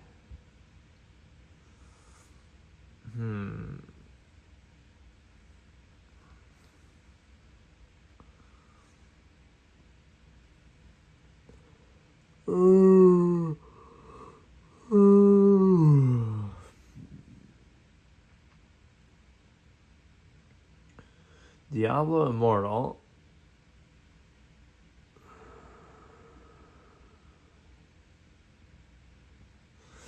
We can give a random check here just because, and then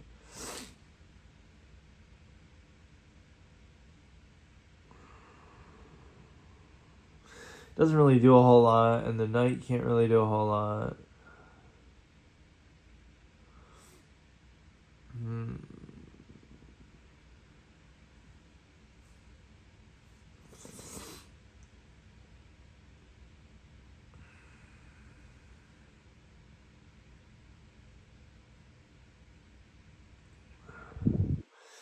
I almost want to target that pawn, and then if he goes back to where he was before, then the knight could go there to the c3 and then do some kind of royal fork.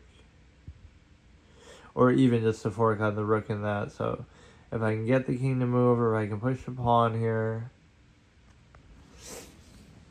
This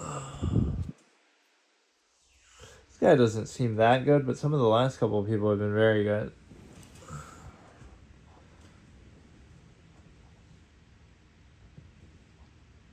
Or I'm just giving up then the bishop for no reason.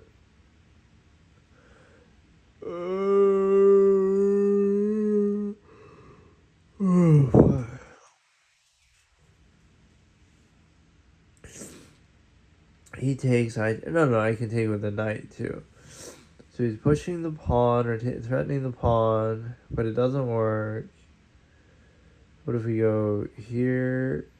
He's threatening the knight. But you could do a multi-move sequence there. Like, okay, he takes the knight and the... Wait, what? How does the knight move moments where you just don't know what you're doing? So we get a fork here already. And the reason why is because you could also take this pawn here. You take, I take.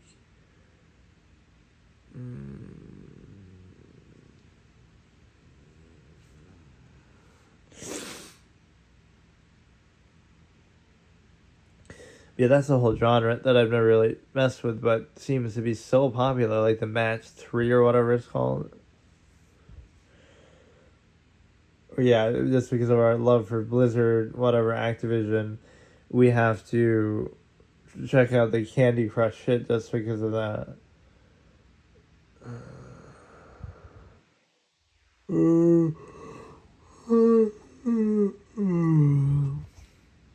Yeah, that was a nice little trip down memory lane for the psychology aspect here.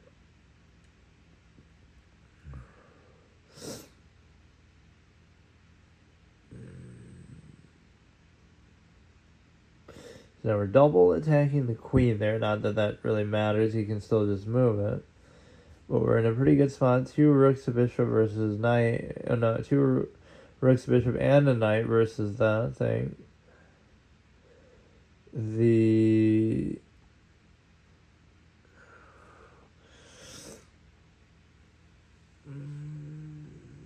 Or no, I maybe messed up there because he could have taken that. But that's the worst thing you could do is trade the queen because now you're screwed. I mean, you were screwed anyway, but...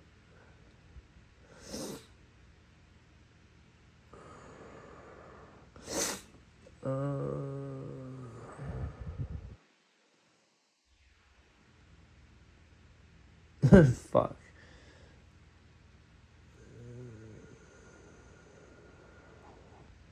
So we got all the way to 1400. Wait, what happened?